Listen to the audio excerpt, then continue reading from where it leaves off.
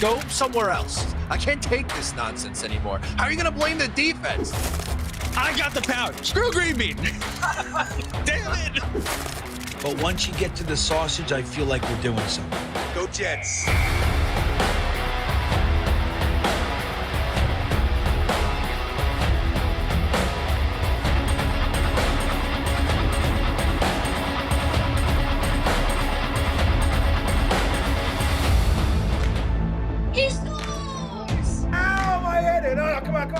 What would you give up to see a Jets Super Bowl? All of my friends and family.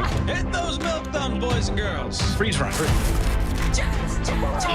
Hold on to your underwear, ladies, and stand by, bitches. It's now time for Talkin' Jets with your hosts, Matt, Ryan, and Green Bean. Welcome to Talkin' Jets. My name's Ryan, and I'll be your pilot tonight. Boys and girls, we got a whole lot to talk about. I am joined alongside my lovely co-pilots. I got Mr. Green Bean to my this way. I got Mr. Matt O'Leary to my that way. Boys, I don't know if you heard, but there were some trades happening today. Trade deadline ended at 4 o'clock, and the Jets were moving and shaking at 𝐒𝐮𝐬𝐫𝐲, as 𝐒𝐿𝐾𝐞 so aptly put it in our group chat. Making some moves happen. Green Bean, how you feeling, dude? Trying to figure out my camera. I don't know what's happening, Ryan. But anyway, let's not let that divert us from the important, powerful feelings I'm having right now. I know a lot of people are struggling. There's lots of things going around. At the baseline, I am riddled with excitement. I can barely take it. I don't know what to do with myself. I'm in a fucking good mood, everybody. I can't wait to talk about it with you guys for the next 2 hours. Here we go, O'Leary. What about you? How you doing tonight? Green Bean has never been more back. We have 8 picks in the first 2 rounds over the next 2 years. Green Bean is rocking a full chub right now. I am very excited to break down the trades with you. I'm excited about the returns that they got at the same time. It is tough from the player side, I think, to see those 2 guys go, but I think we'll use the next 2 hours and talk through all the emotions, the pros and the cons, the whole thing. Dude, I was floored. I saw you know who broke the news to me was Jeremy in our group chat. I think it was him. He goes, "What the F?" I was like, "Oh my God, what happened?" I was like, Sauce got traded. This is insane. I was like, I'm going to be mad. I was like, we're not going to get anything back in return. And then it comes across that it's 2 firsts. And I was like, holy smokes. And then we find it's 2 firsts and 𝐷 Mitchell. We'll get into all of it. Very, very excited. Boys and girls, on your way in, please hit that like button. We got a poll question in the chat. How would you grade the Jets trade deadline? A, B, C, or F? You guys can vote on that as you come in here. If you guys want to leave a timestamp comment down below this stream, you'll get entered into next week's t-shirt, hat, mug, jersey giveaway, and we actually got a spin wheel that's been a little bit updated since the last time you guys saw it. So we are excited to have that going. And Blitz Crew dropping in right off the bat from the top turnbuckle, gifting 10 Talkin' Jets memberships.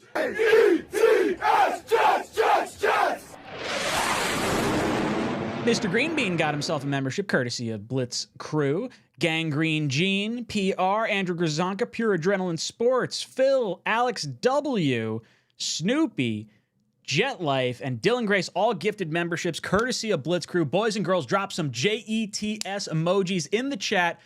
And Blitz Crew, you get into our qualifier a whole bunch of times for gifted a membership. Boys and girls, you gift a membership, you help the community join the channel, and you get yourself entered a bunch of times into our giveaway at the end of the show. But boys and girls, we got some news to go over. Let's go through the trades little by little. So the first one, obviously, that broke was Sauce Gardner getting traded to the Colts. 2 first-round picks and a 𝐷 Mitchell, wide receiver, former second-round pick, I believe, or third-round pick, wide receiver out of Texas. Dom C's number 4 overall receiver in that draft class. That was after Neighbors, Harrison, Odunze, and then it was 𝐷 Mitchell. So someone that we're really excited about. He did have the little flip the ball or lose the ball before the goal line type move. So maybe fell out of favor a little bit in Indianapolis. Indy finds themselves 7-2 at this point. I don't think anyone felt like they were going to be making this kind of noise. So they decided to go all in and get the top corner. I did not think the Jets were going to be moving Sauce Gardner. I mean, I think all of us probably thought he would fetch the biggest return, but based on the contract he signed and Woody's affection with the chain and everything, I didn't think they were actually going to make the move. I remember during our draft stream, we took AZ Thomas, and we're like, wow, we just spent like 3 years, $36 million on Brandon Stevens, and used a third-round pick on a corner that was projected to be an end-of-the-first-round caliber corner, and Sauce was coming up onto like a contract year. And even, I think maybe a week or two ago, we were looking at his contract to see if he was actually tradable, and we can talk about the contract in a little bit and how it was able to work out. But man, Muji gets an absolute haul. The last time a defensive back was traded 2 first-round picks was the Adams trade, the Jamal Adams trade, when we sent him to Seattle. The Jets basically got what the Cowboys got for Micah Parsons. So I want to throw it around, get our thoughts on the trade. Matt, I'm going to throw it to you. What were your thoughts when this trade came across the wire? First was absolute and utter shock. I was eating lunch. I had a little cauliflower pizza that just came out of the oven.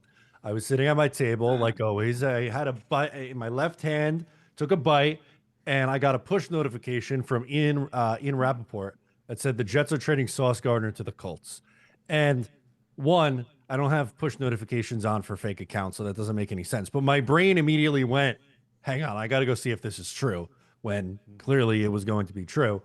And then it started to sink in. And I was just really surprised that this was the move that they made after paying him the big contract just a few months ago. And I think the return that they got for Sauce is fair. 2 first-round picks. And you get A.D. Mitchell, who hasn't really done a lot in the NFL so far. You're kind of betting on the upside. And we'll see what he can do over the next 8-9 weeks towards the end of the season here. I know like the poll question is like, how would you grade the Jets draft, or not draft, but the trade deadlines and what they acquired?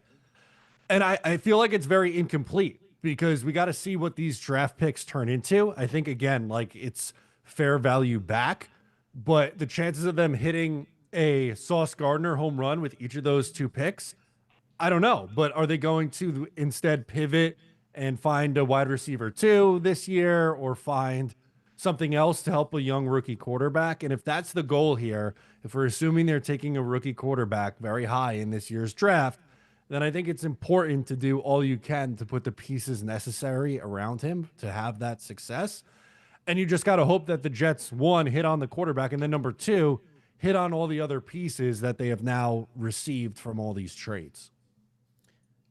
I completely agree. I mean, we know the first round pick, it's roughly a 50% hit rate, and the Jets hit a home run, a 2-time All-Pro in Sauce Gardner. So while you shed the contract, which wasn't even really that bad, now you have to turn this into productive players that help you win some games. Green Bean, your thoughts on the Sauce Gardner trade? Well, like was said, complete shock, like out of left field. Didn't see it coming. We all had our thoughts. Some of us went as far as to make predictions.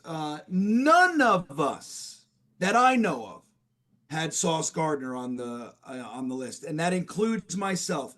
Nope. As a matter of fact, I shot people down when talking about, what if we trade Sauce? I would be like, dude, it's not even worth talking about.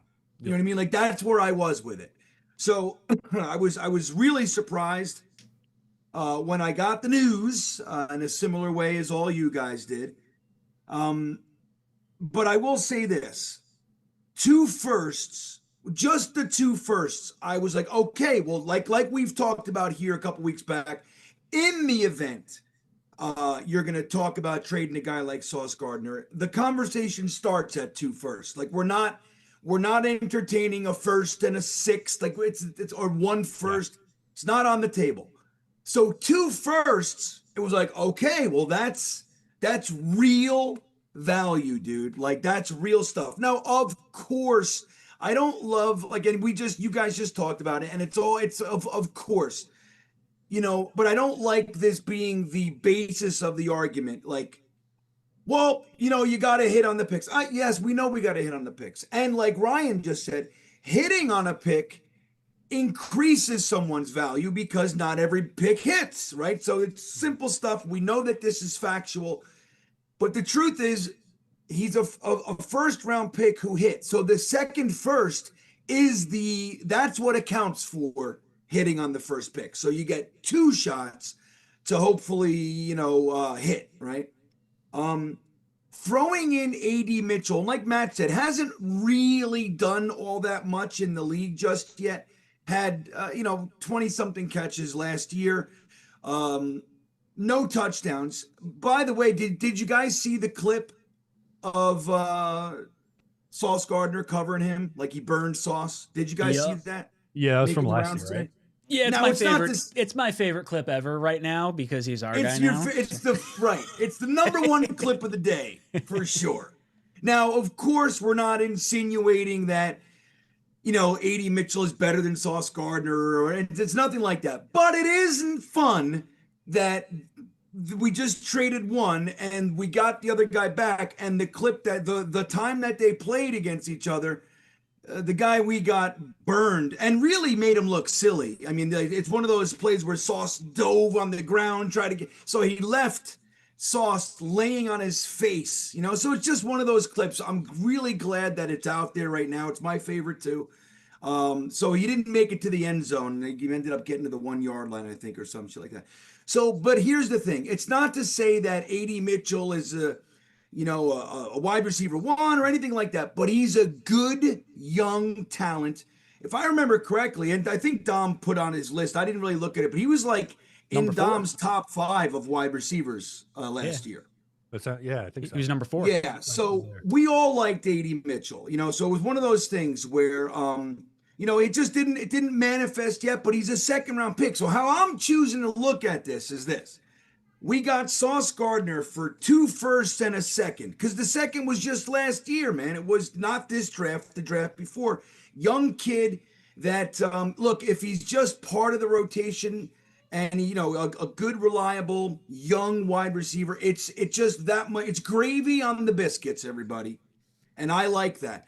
That's now, all this said, I love Sauce Gardner. I have, count them, 2 jerseys of active players. 2. Both I have of 2 them Sauce are no Gardner longer jerseys. Jets. And all my kids Yeah. and my wife has Gardner jerseys. Well, right. It's funny. I have a black one and a white one, and I have my white Quinnen Williams jersey that's signed. I have it right here. I should put it on. You know what? I'm gonna. But not right now. I'll finish my statement. But obviously, I love Sauce Gardner, and I was never on the Sauce Gardner hate train. Matt had a good video recently, I think, about, it's really kind of ridiculous, like how, like, we overvalue, as Jets fans, we overvalue people that are douchebaggy, scrubby kind of jags. And then we have guys that are literally elite and we shit all over them. That's just who we are. I don't know what it is. We're damaged people. But Sauce Gardner is an elite cornerback. He's upper echelon. He's young. He's 24 years old. He's good. His 4th season. And he's a stud. It sucks to lose a guy like that. But here's the thing. The message that was sent across the entire organization today was, it doesn't matter who you are. If we don't feel like you fit what we're doing here and you're not going to do what we need you to do, nobody's safe. And I like that message. I like it. Now, Sauce going to a better team, hey, good for him. Sauce is going to be great. For today, I'm rooting for him. I won't be shortly. I'll hate him just like I hate everybody. But, it's fine. He gets to go somewhere. But for us, man, it's that message, which is very, very important. And the thing is, guys, I'm going to point something out. We are a 1-win team. We were 0 wins with Quinnen and Sauce on the field. We just played Jamar Chase and T. Higgins. Now, granted, the quarterback and everything, but we played 2 of the best one of, if not the best wide receiver tandem in the NFL. They're in the conversation. And we didn't have Sauce, right? He didn't play last week, if I remember correctly, right? Correct. Correct. And we fucking won. So it's one of those things where, and last year or 2 years, remember the game where DJ Reed and the Eagles. Yeah. DJ Reed and Sauce were out, and Bryce Hall and Craig James came in. And it's one of those things where look, man, love Sauce, he's great and everything, but Aaron Glenn's he needs his guys. He needs the types of players and that he wants. Getting 2 firsts and a young wide receiver and the contractual money and all that kind of stuff back, I think it's a slam dunk. Hate losing Sauce, hate losing great players. But dude, if you're gonna really do it, if you're gonna change the culture and really do this thing, fucking getting 2 firsts and a young wide receiver for a cornerback that's the highest paid cornerback in the NFL, all that, it's a really solid, good start, from my opinion. I'm actually happy about it. I appreciate and applaud the balls on these guys, this Muji Glenn collective, and I'm happy about it, man. I think it's a good move. Yeah, I think it's great. And look, A.D. Mitchell, we all talked about him during the draft. We've got him under contract for the next 2.5 years. So you got some opportunity to see how it could work here. Remember, he had, Richardson last year. It's been a rotation of like chaos at quarterback last season. Daniel Jones is having a good year this year. But, what the nice thing is, like, the 2 firsts from the Colts, like, Daniel Jones might turn back into Daniel Jones at some point. And these picks, like, could wind up being way higher than they are. Like, this one sure could wind up being, in the 20s somewhere. I don't think the Colts are like I think when they play some of the bigger teams in the AFC, I think they might run into some problems. But dude, I will gladly take a 5-year contract with 2 5-year contracts. But like Matt said, on that point, can I say one thing, Ryan? Sure. Yeah, absolutely. Remember when we traded Jamal Adams? You brought it up a few minutes ago. Mm-hmm. Number one, and we can talk about and flesh this out later, 90% of Jet Nation they went to pieces. They couldn't believe it. We traded away the one, we blah, blah, blah, all that stuff, right? But do you remember we traded him to the Seattle Seahawks, who at the time were a perennial top of the league team, right? They were among the better teams. They were always in the playoffs and all that kind of shit. And people were saying these are basically early 2nd round picks. They're late first. It's a blah, blah, blah. They diminished the value of the 2 first-round picks that we got in the Jamal Adams trade. What ended up happening? The Seattle Seahawks fell apart, and Garrett Wilson ended up being a top 10 pick. We got a top 10 pick from a situation where most people, myself included, because the Seattle Seahawks were, again, they were one of the better teams in the NFL for a long stretch. We ended up getting a top 10 pick out of that trade because nothing is written in the NFL. The future is not, we have no idea what the Colts are going to be, what the Colts will be the rest of the season. We just don't know what it is. We got a top 10 pick out of the Jamal Adams trade that ended up being turned into Garrett Wilson. Let's just wait and see what the world looks like, as opposed to going to pieces and attaching a value to it now. We just don't know. We did make a second trade, one that a lot of people were starting to talk about. Quinnen Williams to the Dallas Cowboys, a 2nd this year, a 1st in 2027, and defensive tackle Mazi Smith. Quinnen needed to get more guaranteed money after this year. Didn't seem like the Jets are going to re-sign Quincy Williams after paying Sherwood. So it just felt like the correct time to make this move right now. I don't think it's any surprise that he wound up going to Dallas. Dallas was trying to get him in a Micah Parsons trade earlier this season. So us actually moving off of him at this point, I would have been happy if we just got a first, like just one singular first, even if it was just like a first next year, like that would have been fine. To see it come across the wire as a 2nd this year and a 1st next year, now giving the Jets 5 first-round picks in the next 2 years and 3 second-round picks in the next 2 years. Yep. This is real ammo to do whatever you want in this league. And I commend Muji for doing this. I think it makes a lot of sense. So yeah, I'm tickled pink with both these trades. I'm going to throw it to Green Bean first now because I know you were a big Quinnen Williams guy. You're wearing the Quinnen Williams jersey right now. You got to meet him on the field at practice. So Green Bean, give us your thoughts on the Quinnen Williams trade. Well, right. So just so everybody knows, I can display it one final time here. This is my beautiful Quinnen Williams jersey, signed by the beautiful Quinnen Williams. Can you guys see it? I don't know. Oh yeah, we got it. Oh yeah, we could see it. So there it is. There's Q. Q held a pen, held my jersey, and wrote it right here while it was on my body. That's how we did it. I gotta say this. I waited a long time to buy this jersey because my whole thing was I'm done buying jerseys for players until they at least sign their second contract, right? Like we get all these, at the time we didn't extend a first round pick of the Jets for a long time. So like you buy this jersey for the big first round pick and fucking 3 years later he's gone. Like I'm sick of it. So I waited for a long time, and Quinnen Williams was that guy. So at least I got a couple extra years out of it.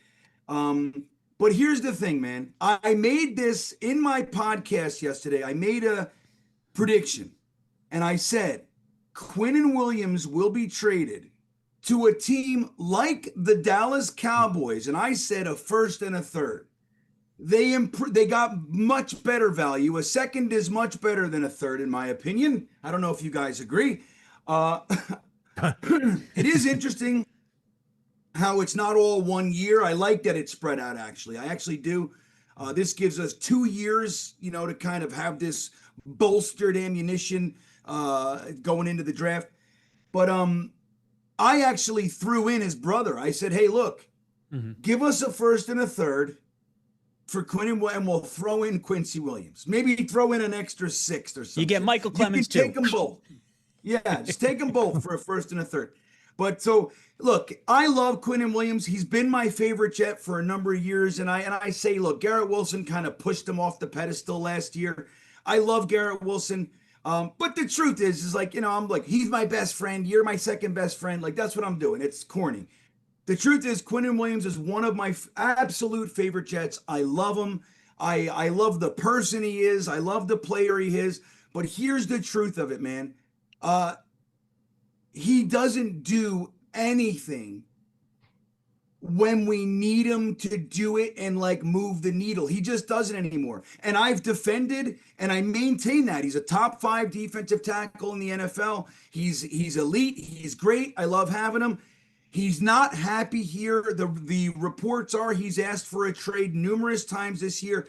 The guy's done, dude. He doesn't want to be here. He's part of the previous, that kind of quitter, loser mentality that we've had here. He's going to go down to Dallas and he's going to probably thrive. And I see that for him. And good for him. Get that that bolstered reinvigoration for the game itself for Quinnen. Good for you. Go ahead. But for us, now was the time to do it. He's not moving the needle for us. We were 0-7 with him. You watch. We're going to win more games. Now everybody's like, oh, we're going full on tank. We're going to win more games now than we did the first half of the season. I'm telling you, just brace yourself for it because it doesn't fucking matter, dude. Like the Quinnen Williams of the world right now for where we are. And again, love the player, love the man. It's better to have the first and second round pick and then like rotational potential in Mazi Smith, a first round pick 3 years ago. Throw him into the mix, see what we can do, with him. But dude, Quinnen's not moving the needle. It's time to get the value for him, get the money off the books and all that. I'm happy with it. I really do like that you took 2 of the bigger names on our team and you flip them, like you just said, Ryan. In the next 2 years, we have 5 first-round picks and 3 second-round picks. And that's not even to say that, dude, next year we got 3 firsts. Maybe the top one, you just fucking slide back a little bit and get another first for 2028. You have so much maneuverability now. This is how you rebuild a team, dude. You commit and you fucking you dig in and you do it for real. You can't fool yourself about values and think emotionally, dude. The guy's done. It's time for him to move on. Let's get our value for him and rebuild the team in our image. Let's do it right now. And meanwhile, let the whole world know, the whole locker room, if we're willing to get rid of Quinnen Williams and Sauce Gardner, bet your ass we're willing to get rid of you. You know what I mean? So I think the message is clear, and Quinnen's a great guy and all that, but I think the timing is perfect, the value's perfect, and I'm very happy about this one too. O'Leary, how about you? How you feeling on this trade? I'm so excited for Green Bean draft season. That was the absolute best. We're going to eventually get into a scenario. There'll be a mock draft Monday where the Jets trade so much, it'll just be like 9 first-round picks in 2028, and it's going to be the best. I can't wait for it. I know they got more for Sauce Gardner, but I think I like this trade more for the Jets than the other one. And just main reason, I think they got fair value for Sauce Gardner. I think they got exceptional value for Quinnen Williams. And really, it's more so about the picks than it is Mazi Smith. I'm not really all that convinced that he's a good player. He was an expendable piece on a Cowboys defense that's absolutely atrocious, but maybe, year 4, new system, maybe it clicks, right? And that's what this is all about. Mazi Smith, Mechie, A.D. Mitchell. You're seeing if they're going to be a part of this team going forward in this year and beyond. So by all means, he's going to play. And, I think that's a piece we're going to keep a close eye on. But I was hoping for like a first plus, a first and a fourth, maybe a first and a third if I was getting greedy for Quinnen Williams. But you get a second round pick. And then in 2027, the Cowboys have 2 first-round picks, both this year and next year. The Jets get the higher of the 2 picks between them and the Packers. I would think the Cowboys probably have the higher of the 2 picks. But like we were talking about with, the Colts trade with Sauce Gardner, I'm excited for that hate watch. We're going to be hate watching Daniel Jones and the Indianapolis Colts the next 2 years. I'm all the way in on that, just like we were doing with the Seahawks a couple years ago. And now we get to do it with Dallas, man. I really like this trade for the Jets. I think having the 8 picks in the next 2 years in the first and second round, assuming you draft and hit on quarterback and add, wide receiver 2, edge rusher, depth on the offensive line, tight end, maybe a running back, depending on what happens with Breece Hall. They didn't trade him today, but we'll see. He's on an expiring contract. It gives you a lot of flexibility to completely reload this roster. And, it might not look very pretty the rest of the way, but there's a real opportunity for this thing to flip. And I feel for Quinnen, man. He's been here since 2019. He lived through the Gase era, which was horrible, then the Saleh era, and halfway through year 1 of Aaron Glenn. There's been a lot of losing, and Quinnen's been a good soldier through it all. I like the point that Green Bean made, too. Like, he requested a trade multiple times this year, but I respect that he did it quietly. It's not like he went to the media and was like, he's tweeting it out, and the agent's tweeting it out and leaking it to Rossini and Samini and all those people. He did it behind the scenes. I think he did it the right way, and, all the respect in the world to him. I think both Sauce Gardner and Quinnen Williams should be remembered as good Jets, and something that I personally won't be doing. I'm not going to, do the revisionist history and change the narrative and say that, Sauce and Quinnen, they stunk. It's great that the Jets got rid of them because they were overrated. The reason why they got so much in return is because they were 2 good players. So, I think both things can be true. The Jets, lost a couple of good pieces today, but the reason why they did it was because of the trade packages that they received back. And, the 3 first-round picks and a second-round pick were acquired due to Quinnen Williams and Sauce Gardner's success with the Jets. And guys, if you're paying attention, Tankathon does have a draft value chart. As of today, the Jets have the #1 ranking as far as draft flexibility goes, with a value of 1,252 points, just leapfrogging the Browns. And obviously the Jets sitting with the #3 pick because we didn't play this week. The Jets and Browns play this week, so it is absolutely critical from like a team morale standpoint like fan base that these players get shipped off before the Browns game, and like in a game that really the Jets sort of kind of need to lose to try and help secure that top pick to try and get a quarterback. The timing really could not have been better for all things trade and whatnot. So, boys and girls, I see all your super chats. We're going to start hitting them right now, but thank you so much for hanging in there with us. Make sure you hit that like button. We only got 146 likes on here. We got over 600 people on YouTube. We got like, damn near 700 people on YouTube and a bunch of people over on Twitter. So please hit that like button. Hit those milk thumbs. Milk thumbs. We got Blitz Crew coming in. Blitz Crew says, where is it? Blitz Crew says, if we can rehab at least one of the 3 guys we got in trades, this would be epic for our Jets. 74 is helping us out from upstairs. Milk thumbs. Like Green Bean said, Mick Mangold was a late first-round pick. I believe that was you that said that. Someone said that tonight, I think, or I read it somewhere. I didn't, but I'll say it. Dude, I've said it. Dude, Nick Mangold, late first-round pick? That, like, don't poo-poo the late first-round pick. You get some good players in the late first round. We're all about it. So Blitz Crew shouting it out. Thank you so much. He donated 10 Talkin' Jets memberships before. Mitt Flair comes in. Thank you so much for the 20 spot, dude. Says off-season champs in the motherfucking building.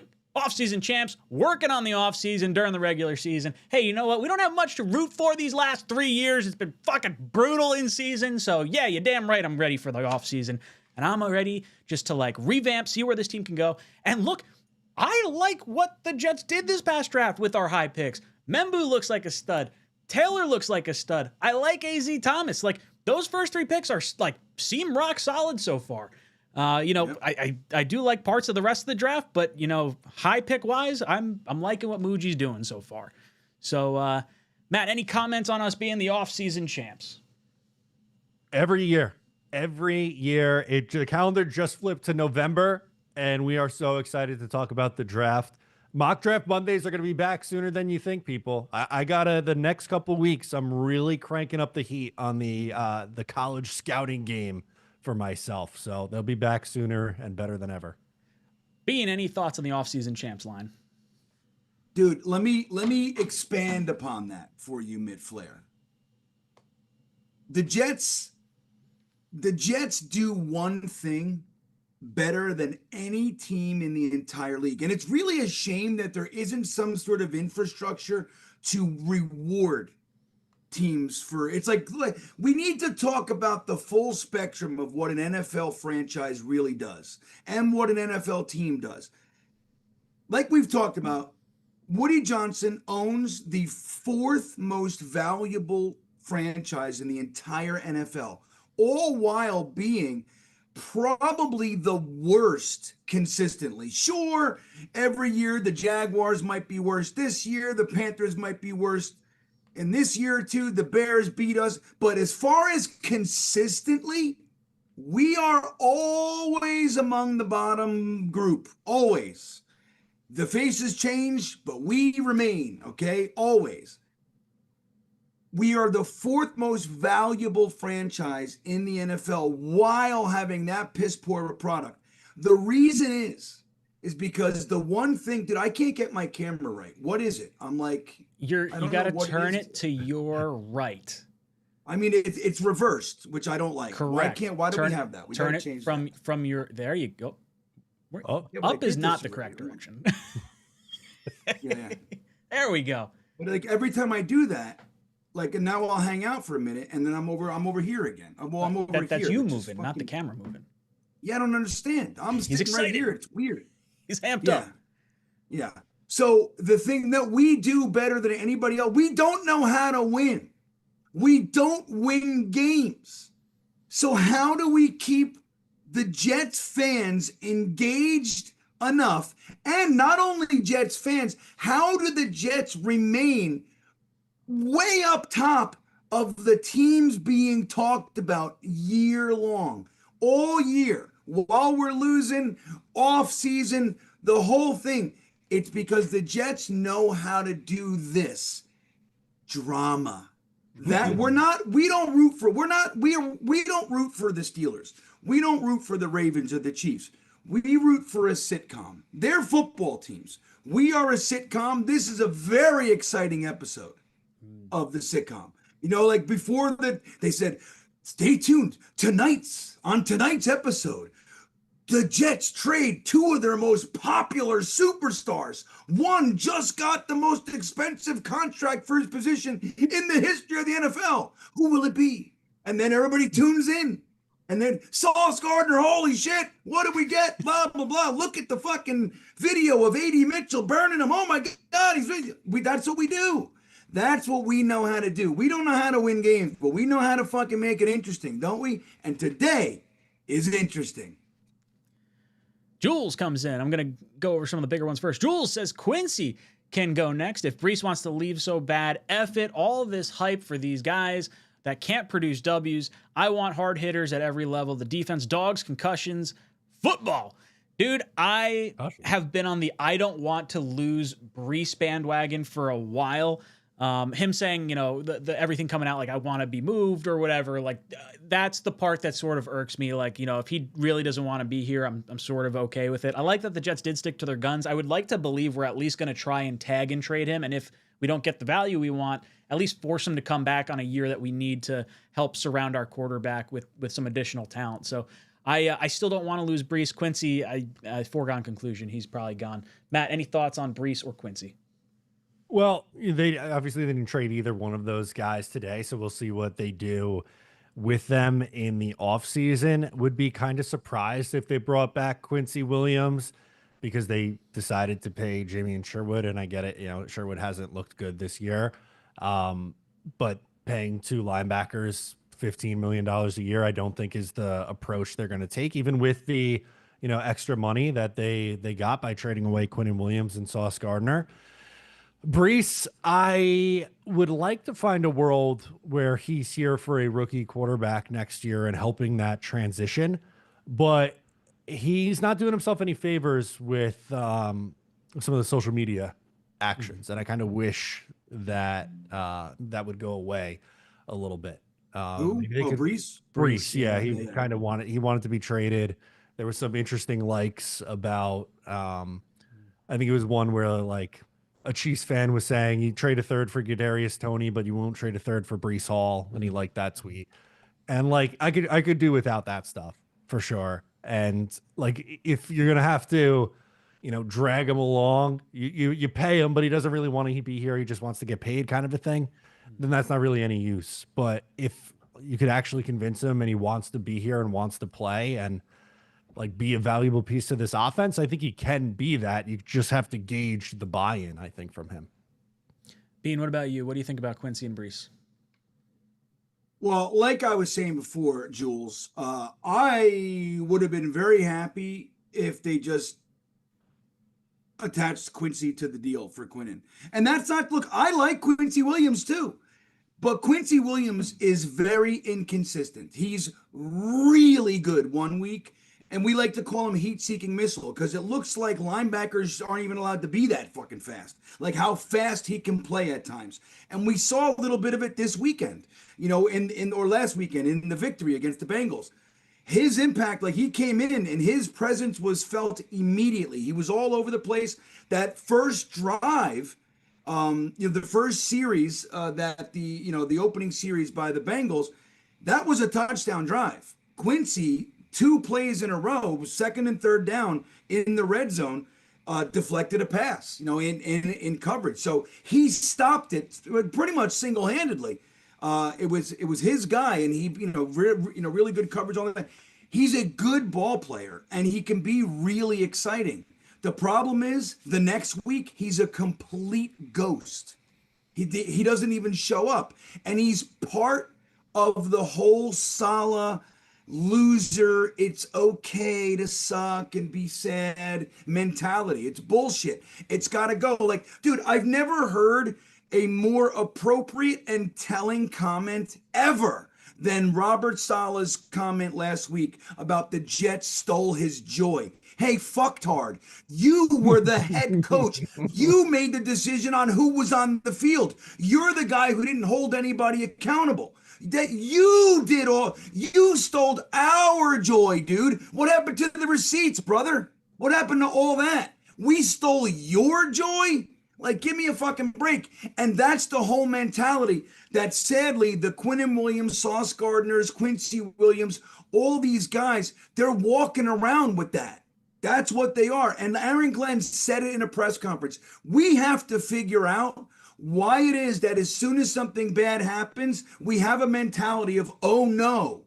Remember, he said that. That was how he said it. I'm paraphrasing a bit, but he said that. We have a mentality of when something bad happens, an interception, a fumble, the mentality on the team is, oh no, here it goes again. And they fold like a lawn chair. That's what they do. And we have players it was bred into them. Salah is that way. He would stand on the sideline like gaunt and like he had nothing to say.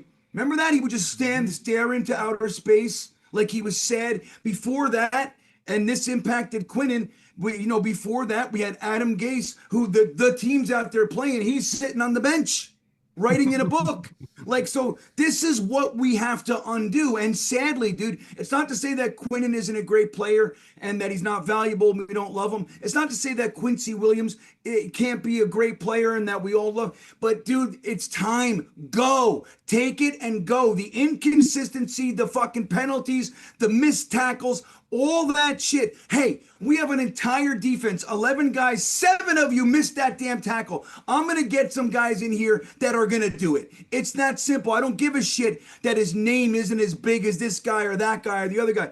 I'm going to get a guy in here. He has one job to fucking do. When the ball carrier is running at him and when you get to him, you bring him to the ground. That's called a tackle. The NFL is fucking built on it. It's 101 kind of shit. And if you guys can't do it, it's time to go. Quincy Williams is one of those guys. With all due respect, again, I like the player, but not enough, dude. Go. So the fact that he's here, he's going to go. We can hope for a comp pick. It's not going to work because we're going to be big spenders in free agency this year, I imagine. So I wouldn't hold my breath for comp picks in 2027, but it is what it is. Let him go. Now, Breece Hall, like Matt said, I could do with, without all the baloney, all the stuff. But again, Breece Hall is another one. He's part of that whole like, wah, I don't like it here. My friends are leaving. Yeah. How about this? Get on the field. Here's the fucking ball. Run into those 300-pound dudes. That's all I need you to do, bro. I don't care how you feel. I don't. And I would love to see Breece stay. I would love to see them kind of turn around things around here to where he's interested in staying. If he's not, then he's not. Like you said, Ryan, tag and trade him. Get a third, get a fourth, get a ninth. I don't give a shit what it is. Get something. Peter comes in. Peter says, initially pissed at the trade, softening on them. Certainly have ammunition for a top quarterback in the draft. Do you think since they like reclamation projects that they may try to trade for Kyler Murray or someone similar? I hope Kyler Murray is not on the docket for us. But Benjamin Albright did have a tweet earlier today. The Jets will use some of those draft picks on a quarterback next year, but it might not be in the draft, which got people starting to think, what does this potentially mean? Who could potentially be out there? My buddy's like, dude, you should just throw every pick at Joe Burrow. I feel like I've heard Burrow's name thrown around for like 2 years now, which makes no sense to me. Why he would be on the trade block. But yeah, I guess if there's any names out there that you guys are thinking might potentially be on the block, bigger names that the Jets could bring in that are not draft pick quarterbacks, I'm okay with a stopgap. I don't really want to trade any picks for a quarterback that I can think of off the top of my head right now. I do want to use one on a young rookie quarterback, but I'm interested. Matt, any names out there that you're kind of kicking around? No. Not Kyler Murray, who kind of got soft benched today for Jacoby Brissett. That just scares me. And I think we would have a bleach drinking contest on our draft stream if the Jets decided to trade like 3 of their first round picks for Kyler Murray. I would rather take my chances in the draft. Joe Burrow is the one that people are going to bring up. I love Joe Burrow. He's an awesome player. He'd be really fun to watch on this football team. He's missed time. He's going to be 30 years old.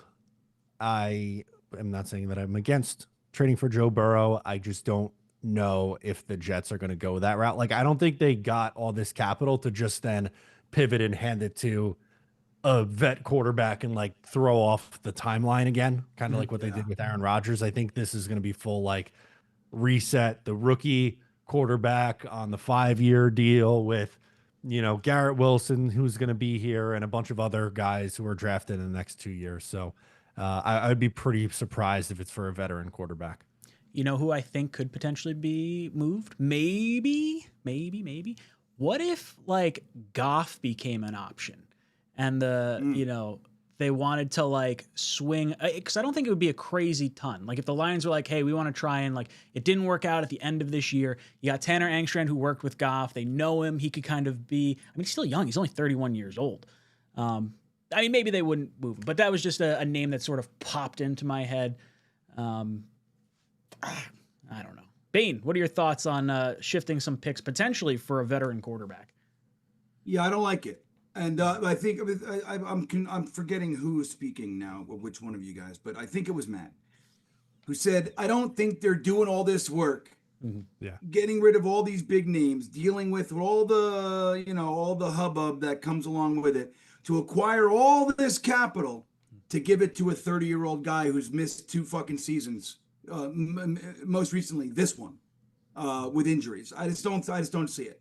Kyler Murray, I could see it, but what are you giving for him? You know what I mean? Like, it can't be much. It would have to be a very shrewd kind of makes a bunch of sense, but I don't see it. I think they're going to continue to work on Fields, this whole thing, for this year, whatever. See if they can't develop him into like the backup guy, and they're going to get their guy. And it's a smart thing to do. It's the right thing to do. And I think it's what they ultimately will do. I don't like this idea. We just did it with Aaron. If you were going to do that route, why didn't you just keep Aaron Rodgers? You know what I mean? Why didn't you just keep him? You would have kept Devontae Adams with him, and you could have just did the whole thing. I just don't see it. I think what they're trying to do is put their name on this franchise, and I don't see that happening when you're like, oh yeah, but we're also bringing in Joe Burrow or Jared Goff or any of these guys toward the end of their career. You know what I mean? At least closer to the end than the beginning. Maybe not with quarterback. You know what I mean? As I say, Burrow and Goff might have 10 years each. Yeah. You know what I'm saying, though. I mean, like, I just think that it makes more sense, and it looks like, I think then if you look at the direction this is all going, they want their name on this team. They're not just going to live and die by players that are supposed to be one thing or the other because another regime said so. They're going to put their name, their stamp on this thing. And I think wisely that should come with a nice, fresh, right out of the box, young 21-year-old or so quarterback. Ablab comes in here, says, gang, what if we are picking 4th in 2026 and our quarterback of choice is off the board? We trade our pick back to get more picks and go quarterback next year. Are we upset? I like enough quarterbacks, and I think it depends on who declares, because I think Moore and Simpson can both go back.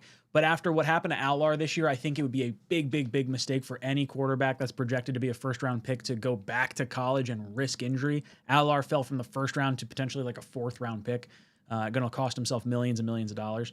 So if the Jets are picking 4th, are there going to be 3 quarterbacks that go in front? I mean, if we're looking at the top of the draft, I mean, there's teams that could trade out, right? Like the Saints could take a quarterback. The Dolphins could take a quarterback. The Browns and Vegas, I think, are the 4 teams we're looking at that could take a quarterback or potentially trade up with a team that isn't going to take a quarterback, like Tennessee. Like, I don't think Tennessee's going to win many games. So it's going to be highly critical for the Jets to, you know, against the Saints, against the Browns, against the Dolphins, to figure out where they shake out draft pick wise.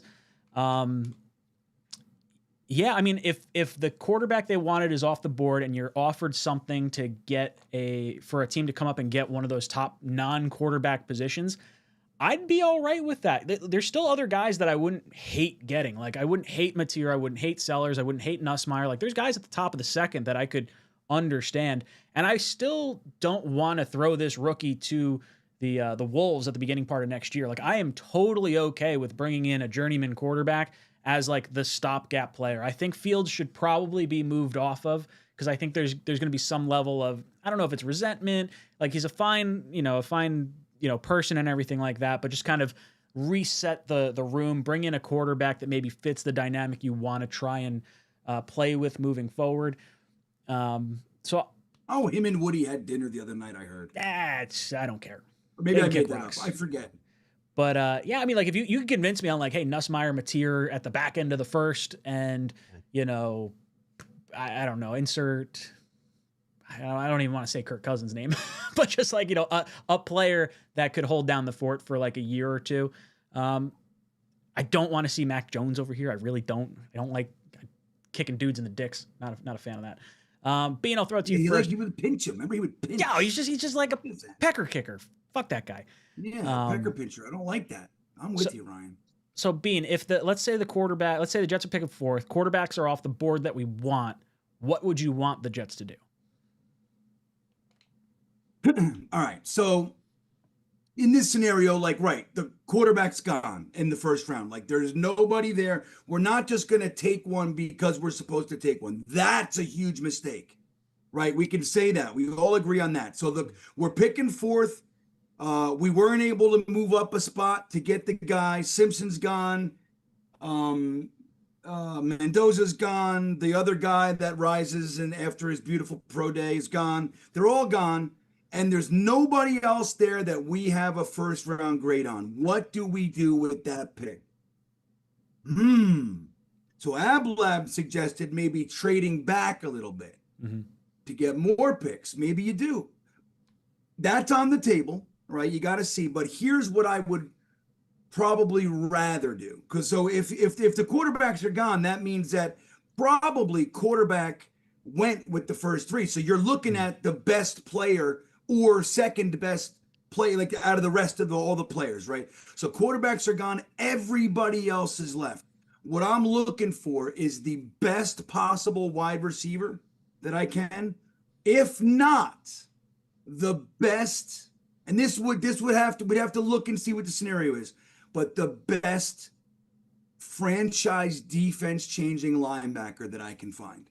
So if there's that guy in this draft, which truth be told, I don't know. We can talk to Dom and see who these guys are yet. Me and Matt were talking before the stream. We gotta kick our game into overdrive. Matt mentioned it earlier. I gotta get to work. And then, but the good news is I'm actually inspired to do it. Last year was I was dragging rocks through mud to look at draft picks after the Aaron Rodgers 5-win Wonderfest.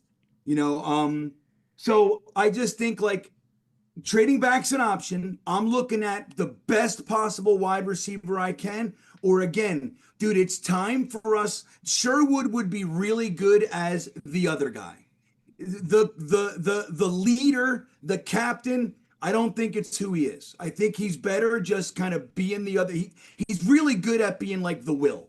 You know what I mean? That's where he should be, in my opinion. So if you can get that guy who comes in and he's just like the middle linebacker, the Ray Lewis of our defense, if you can find that, if that's there, I pull the trigger on that guy. Somebody to change the face and feel of the entire defense. Matt, what about you? All quarterbacks are gone. What's your move with that number 4 pick? Okay, so they have the number. Oh yeah, I guess the 2026 draft would be this year. Sorry, I can't in my brain. I'm like, it's 2025, so I'm thinking 2025 draft. But Ablab is obviously correct, and I'm an idiot. Yeah, that would be an unfortunate spot to be in, right? Like, let's say you're 4 and Mendoza, Moore, and Simpson are gone. Yeah, right. Or Moore goes back to school, and Simpson and Mendoza are gone in the first 3 picks. I guess you don't force it, but a part of me too, at the same time, like I don't always love the let's wait till the following draft to do it. Because then you kind of get stuck in the waiting for the next year draft. Oh, next year is going to be the year. Oh, next year is going to be the year. And then it can keeps getting kicked down the line. Kind of did that in 2017, right? When they took Jamal Adams 6th, and could have took Pat Mahomes 6th, or Deshaun Watson before he went AWOL. Deshaun Watson, right. Yeah. So I don't want to be stuck in that scenario necessarily, but like I think it was Green Bean who said it. Like I'm not saying take a quarterback just to take a quarterback and force it, but I'm also weary of, hey, let's just kick the can down the line, because then I think you can easily get stuck in that habit of I'll punt it off to next year. I don't want to be bad forever. So what would you do? What's your pick? Or like, Yeah, are you trading down? Or are you taking the like a different quarterback at 4? Or are you taking a quarterback at a different point? Because we do have the later first from the Colts. You could trade down and still take a quarterback, accumulate more picks. Like there's a lot of guys. I like Sellers. I like Nussmeier. I like Mateer. Like there's still a lot of guys that could be coming out. Yeah, maybe you use the second first round pick on Mateer and like, I don't know, want to get nuts and take like Jordan Tyson, the wide receiver from Arizona State, and just have a nasty 1-2 punch, or an edge rusher, maybe like Ruben Bain. Does he fall to 4? I guess that would be my preferred route, but it's not a situation that I hope the Jets are in, nor do I think they'll be in. I think it's after these trades, they're pretty likely to pick in the top 3, and Tennessee, who also I think is pretty likely to pick in the top 3, isn't going to be taking a quarterback. So you might be able to move up a spot at not a crazy cost. Yeah, I wonder if the new head coach over there would want to take the quarterback or not the quarterback, take the top playmaker or trade out. Like I'm leery of Tennessee because I'm afraid they're going to let like, the Dolphins or whoever, leapfrog us and do something crazy. We'll see. Eric comes in with Super Chat, says, Woody's starting to remind me of that female owner from the movie Slapshot. The Jets are nothing but a corporate tax deduction for Johnson & Johnson. Yeah, right. Like, I guess can I write off the Jets because they're a business expense? Yeah, it might be a thing they can do. I don't know. I'm not good with taxes like that. All right, let's rip through a few of these. I saw today that Johnson & Johnson doesn't even own Band-Aid. Really? I didn't know that. I don't know if that Isn't that fucking surprising? Didn't they? They don't own it. I don't know. When did that happen? I have no idea. Jake Asman in the chat says, does the Jets' pain ever end? Do we ever win games? The answer to that is no. And do we ever win games? Not in the last 15 years. Thanks, Jake. Wait, so I'm picking up, is Jake unhappy with it? I checked on his stream for a few minutes, but I was working. So I couldn't really pick up on what he's feeling. Is Jake unhappy with the trades? Is he on that side of things? I don't know. I feel like the overwhelming majority of Jet fans are pretty happy with what we got back. Like, sad about losing the players, happy with the return. I was going to say, I think that's what it is. Sad about losing the players, but happy about the return. I saw very little of, it was a busy day. I was doing my own stuff. So I was live. I didn't see a ton of his stream before, but I'll speak for Jake and say that it's just sad to see the guys go and, pushing off the winning the games things for a little bit longer here. James in the chat says, listen, boys, here's the deal. We can possibly have 6 first-round picks in the next 2 years. Trade 2 seconds for another first. You hit on 6 first-round picks. Franchise changed. Look, I'll be honest. I mean, I'm okay with moving from, like, let's say we get the top pick in the second round and you want to jump in and have 4 first-round picks for this year. I'm game for that. I think the extra year contractual control is totally cool.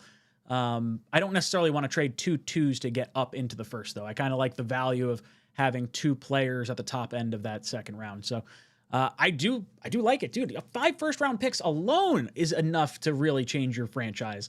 I'm curious to see how we wheel and deal these picks. Like Green Bean mentioned, if you get the quarterback this year and you wind up, we might stink next year too. It's entirely possible. We got a high pick and then you trade down and you start this treasure chest of just pick after pick after pick. Because then the Jaguars, was it the Jaguars or I guess the Dolphins really loaded up for a few seasons, especially after that Trey Lance trade that happened. So there's going to be some potential here for the New York Jets in the next few years here. Real quick, Bean, would you trade 2 firsts to get back into the first round of this year to have another first round pick? Well, I mean, arbitrarily, is that the right word I'm looking for? Maybe not. Without knowing who's there and what the situation is, James, I would have to say that my answer without having any information is no. I don't want to. I'm not big like Matt pointed out at the very beginning of this stream, I'm a downright trollop for draft picks. Like I'm a working girl. You know what I mean? I'm walking down the street. Fill them singles in there. Take all. Yeah. So now that I have a bunch, I'm not really looking to give them away. You know what I mean? I want them. So I would rather find again, like if somebody that was like supposed to be and on our board like a top 10 pick, and we're sitting here at pick 29 and they're still there just because of the way the draft fell. It happens every year, and we can get them, like we're in striking distance, a la the Jermaine Johnson thing a few years ago. If that's possible, I'm into the idea, but let me, it's a 2-second round. So you're using both seconds to get back. And yeah, I don't know. Again, it really does depend situationally, but the top of the second round is also a real sweet spot for a lot of talent. So it would have to be a really specific situation to get me to lose one of those seconds. Just like years ago when we used our 2/3. So part of the Jamal Adams trade, right? We got the firsts, but we had that extra third round pick. In 2021, that third round pick was on our board. So we had 2/3. We had ours and Seattle's, and we chose to give that to the Minnesota Vikings to jump up from 23 to 13, was it? Or 14 to get AVT? One of those. So I hated it. And everybody made fun of me. You're saying the picks don't mean anything, but and I get it. And I liked AVT and I was happy with the player and all that kind of stuff. But I really hated having to give away our 2 third-round picks just to jump up a little bit to get a player. I would much rather, if possible, stay where I am and get 2 good players with those seconds rather than the one guy. You see what I mean? And then Ryan's about to bring up the 5th-year option stuff. He loves it. You know, he's going to be like, well, you do get that other 5th year. And I'm with that Hold too. on. I clearly said I would not trade 2 seconds to go back up into No, but I'm just saying, I would like, move picks, but not that. No, and I wasn't insinuating. I'm just saying, like, whenever we have these discussions, you're big on that 5th year. Oh, yeah. Which Imagine I think if we have so. given away like Ruckert and Mitchell and Clemens to have a 5th year of Brees. Like all of a sudden, that's like, I would do that. I would have been like, that would have been a right in highly hindsight. valuable. Sure, totally. But don't forget too, like when we took Michael Clemens, we were all surprised. We didn't see that coming. We were fine. It was what it is. That was our final pick of the draft, I think, or what I think Clemens was last, right? Yeah, I think it was Ruckert, yes. Mitchell, Clemens. Yeah. Correct. But I don't remember who it is at the time, but we had guys that we really liked, you know, in that realm. Like we didn't want to necessarily use the picks to get up to where we were. And like, so in the 4th round, 5th round, even this year, there are players that we really like using that 5th, like as an example, this year, using that extra 5th to jump up and get Tyler Barron. That was upsetting. And it's like people are like, well, it's just a 5th round pick. Well, it's just a 5th round pick for people who don't fucking value 5th round picks. To guys like us, that extra 5th round pick is a big fucking deal. Like you can get a guy that's actually valuable. If you do this right and you really, you know, kind of get to know these players and what you're trying to accomplish, having 2 5ths or a 5th and a 6th is much better in most instances than trading up for a guy in that realm. You see what I mean? So again, we're talking about 1st round picks, but it's tough, James, because we don't even know who the hell we're talking about right now. So it's all abstract. But in a general sense, unless the situation it's an opportunity that you didn't see coming, by and large, I'm a fan of sitting and staying and using both those seconds. Matt, your thoughts trading back into the 1st to get a 6th? First.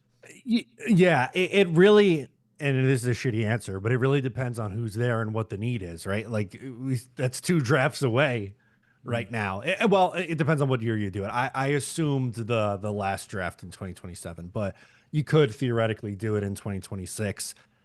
I kind of like the dart. It's a 2nd round is still a strong enough dart throw for me, where giving up 2 of those for 1 player, I have a little apprehension about. Now, if it was like they don't have a 3, but I was going to say if it was a 2 this year, but a 2 and a 3 to get back into the first round when you have another second round pick, then yeah, that's a little bit different. But both seconds, I think you'd have to move up pretty high into the first draft in the first round to make it worthwhile. And, you know, again, I don't know who's there at this point, and it's going to be really contingent, I think, on the player and the position that they really need. J-Mo comes in and says, Jets will hit on every pick that isn't the quarterback. Dude, J-Mo, don't do that. Don't put that evil on us, Ricky boo, Bobby. boo, boo, boo, boo. Madman what did he say? says, not going to lie, I love the trades. Quinnen Williams is getting older and declining, and Sauce was overrated. He was no Revis and was terrible at tackling. Look, I think the value for the Jets is the draft picks because we weren't getting the turnovers from Sauce. It made a lot of sense. I think it makes a lot of sense for the Colts. I think teams can both win and players can win, and I think the Jets, for where we're at, it just makes a lot of sense here. TJ says, we have a lot of flexibility. Everyone, great trades. It stings losing the players, but it needed to happen, especially with the offer that was given. Yeah, you got to strike while the iron's hot. You got to get an offer of 2 firsts plus a former high second round pick in AD Mitchell. That's a trade you make. We talked about on this channel. We're like, hey, look, someone offers you 2 first round picks for Sauce. We're talking. We're having a conversation. You're picking up the phone at that point. Someone offers you a 1st and 3rd. You're probably not having that conversation for Sauce. But the Jets got blown away and made the deal. I think it was a good move. Ron comes in, says, go Jets, 1-7. We're going to the playoffs. Hey, you know what? You're optimistic. I like it. Jason comes in. I like it, Ron. Yeah. Jason comes in, says, we have a ton of draft capital over the next 2 years, strategic free agent signings in 2026. We might sneak into the playoffs. I'm pulled back in. They get me out, and all of a sudden they pull me back in. Yeah, look, I still am of the belief that you round out this roster with 2nd and 3rd tier free agents. Don't blow the stack of money on over the top free agents. Get guys that make sense. Fill out the roster, build this thing the right way, and use all your draft picks. I'm fine with wheeling and dealing and moving the draft picks around. And then from what we're hearing, the 2027 draft is supposed to be like a juggernaut, potentially all-time great draft. And the Jets have 3 first-round picks and a second-round pick in that draft. So, like, you can move around and get more picks in next year while also building your team. I'm all about it. Jason Edwards, love you coming in here. Where are we? NYJ, they are good players, but not here. That is true. I mean, well, they were good players here. They're just not adding to the win total. So reset the deck. Jetpack says, just woke up. Did I miss anything, guys? Anything happen today? Jetpack, nothing at all. Run of the mill day. No, quiet day. Yeah, quiet. By the way, my birthday today. I'm 36 years old. Talk about like losing sauce on my birthday. Hey, happy fucking birthday. Thank you. You're only 36, huh? 36. Damn, dude. I was like, maybe we won't do anything. I want to keep Brees on my day. And then I look at my fucking phone and Sauce is gone. And then Quinnen's gone. I was like, shit's going crazy. Everything's going nuts. Cashmere coming in. No Murray. I don't like small quarterbacks. We need a pocket quarterback. I don't like Murray because when they gave him that big contract initially, they felt the need to put in a clause that said you need to at least like study or not play video games or whatever I forget what the exact clause was. It was something super goofy. Yeah, I don't think his head is totally in it, and I don't like that he can't see from behind his offensive line. So I'm of the same mindset as Green Bean and Matt. I like drafting the quarterback. I am cool with bringing in a veteran quarterback so the rookie doesn't have to start right away. That is something I am very pro doing. I don't want to have the Zach Wilson or the Sam Darnold or the Geno Smith or the Mark Sanchez experience where we just throw them into the fire. Let them sit, hold a clipboard, and kind of, develop. And when they're ready, they're ready. Don't have to jump in there right away. Madman Rio, honestly, I would possibly like to trade for Jalen Hurts and Devonta Smith. Are they potentially options? Is that like a thing? I don't know how I feel about that. Let's see. I don't even know what Hurts' contract is. Well, why stop there? Why not go for Josh Allen and James Cook? Yeah. It's like, sure. Yeah, like why not? Let's make some moves here. I don't know if those guys are going to be moved. They just won a Super Bowl, so would be surprised if they went anywhere else. Joe M., what happens if some of these quarterbacks decide to stay in school next year? Would the Jets go in a different direction in the draft? I think that's why it's so important the Jets do end up with the number 1 overall pick, and kind of like having, like, I almost feel like you want to have the players sort of quit a little bit in some of these games, like sort of play the young players, set yourself up to look at development and not necessarily try to lose, but maybe not have. This is where the GM can come in and start to like influence the results on the field without trying to lose, if that kind of makes sense. But I would be surprised if Moore and Simpson go back to school if they're considered top of the first round type draft picks because of what happened to Drew Allar. The injury to Drew Allar this year is probably the best thing that could have happened to the Jets' chances of getting a younger quarterback coming out of this draft. Matt, what would your take be if some of these quarterbacks decided to stay in school? What would you prefer the Jets do? Essentially the same scenario we talked about, where if they ended up with the 4th pick and the 2 guys who you thought are first rounders go, well, I guess you build out the roster and hope that with your 3 picks in 2027, you're able to either be bad enough where you pick a quarterback or you trade up for one. But I'm hoping that the Jets are in a position to take a quarterback. There's a couple that I happen to like. I'm absolutely fine with taking either Fernando Mendoza or Ty Simpson in the first round. So if one of those guys are there when the Jets are picking, I would pick either of those 2 guys. But I just hope I hope it doesn't get to that spot. I don't want to push this off for another year if we don't have to. Being quarterbacks stay in school, what do you want the Jets to pivot to? You call them and you say, hey, why are you staying in school, man? Come on out. Come out and play. That's what you do. And see if that works first, Joe. If it doesn't work, and we're back to this scenario, what you do is you get the meanest franchise-changing linebacker you possibly can. Here's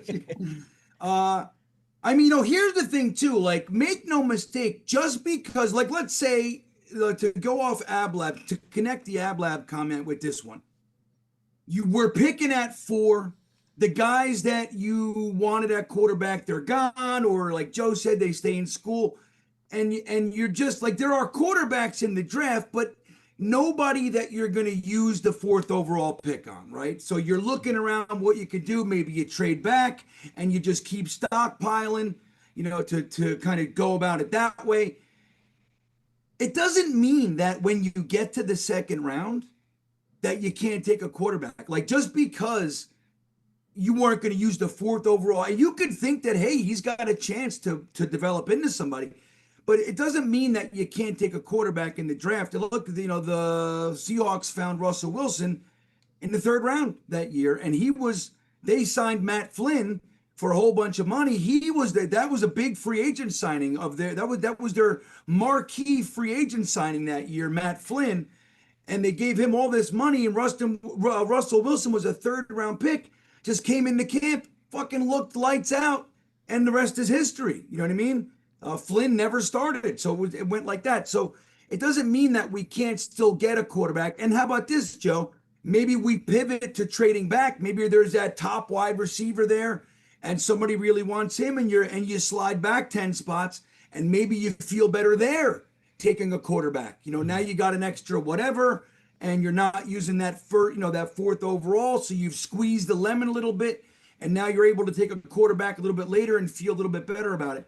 So it's an interesting thing. Lots of variables come into play, and lots of options present themselves. The one thing you want to make sure that you don't do is lock yourself into this idea that we have to get. It goes both ways. Either this one player, and you're willing to sell the farm and do anything just to get him, or reaching for somebody for, like a position. You don't want to reach for that position, man. If you can avoid it, that's very dangerous. And it's what Jets teams of old used to do all the time.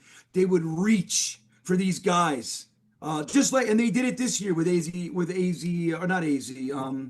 Azariah Smith. In my opinion, they reached for him. They could have drafted him later, but I don't know. I think you just got to look at what's going on, what's there. I mean, dude, maybe you're sitting right there at this fucking camera today. What is happening? I'm looking at a fucking light. I'm like, what is Bean doing? What are you doing that the camera's moving? It's What is funny it because attached to? as you guys know, I'm not watching our live. I watch YouTube, so it takes me a few seconds to, dude. I don't know what it is tonight. I can't get my fucking self straight. Why don't I just want to be straight? Do you move your camera like every time you do a video? No, it's just tonight. I mean, I can, I've moved it around, but no, it's over there. It's just sitting there. I mean, I could do this. I could change it and be more stable, but then it's kind of yucky looking, It's like,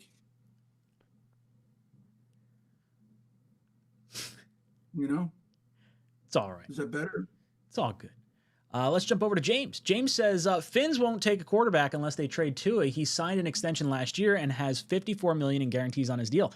I beg to differ. The Broncos ate a fat dead cap hit to reset the deck. I do think they are going to try and reset at some point. Could they wait a year? Yeah, it's entirely possible, but that doesn't mean they can't draft a quarterback and then have Tua sit for a year and then move it when it's a little more financially makes some sense or whatever.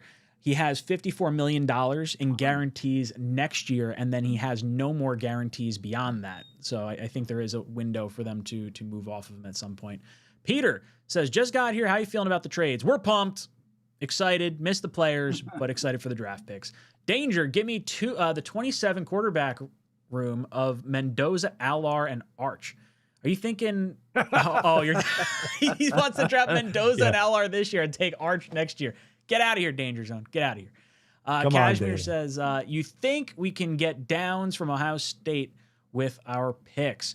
Isn't he supposed to be, hold on.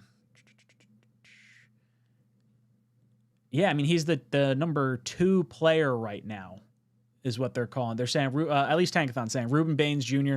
is the top pick going number 2 to the Titans. Caleb Downs going 4 to the Dolphins. I would be very upset if we took a safety at the top end of this draft. I'm more in the mindset of let's go the route of like the Bengals. I don't care if our defense is dog shit for the next few years. Like, let's go ham on the offense. Let's make sure we can get a quarterback. Make sure you can surround that quarterback with talent. I know I don't think you necessarily have to omit the defense entirely, but I would be upset to use a top 10 pick on a safety. So I am not on there. Tampa Jets fan, I'm going to jump down to you real quick. Says, I got a text from an annoying Pats friend saying bye-bye sauce on the 18th while in the fairway. I checked my phone and then proceeded to hit 6 shots in the bunker and finish with an 88. Happy turnaround Tuesday. Tampa Bay Jets fan.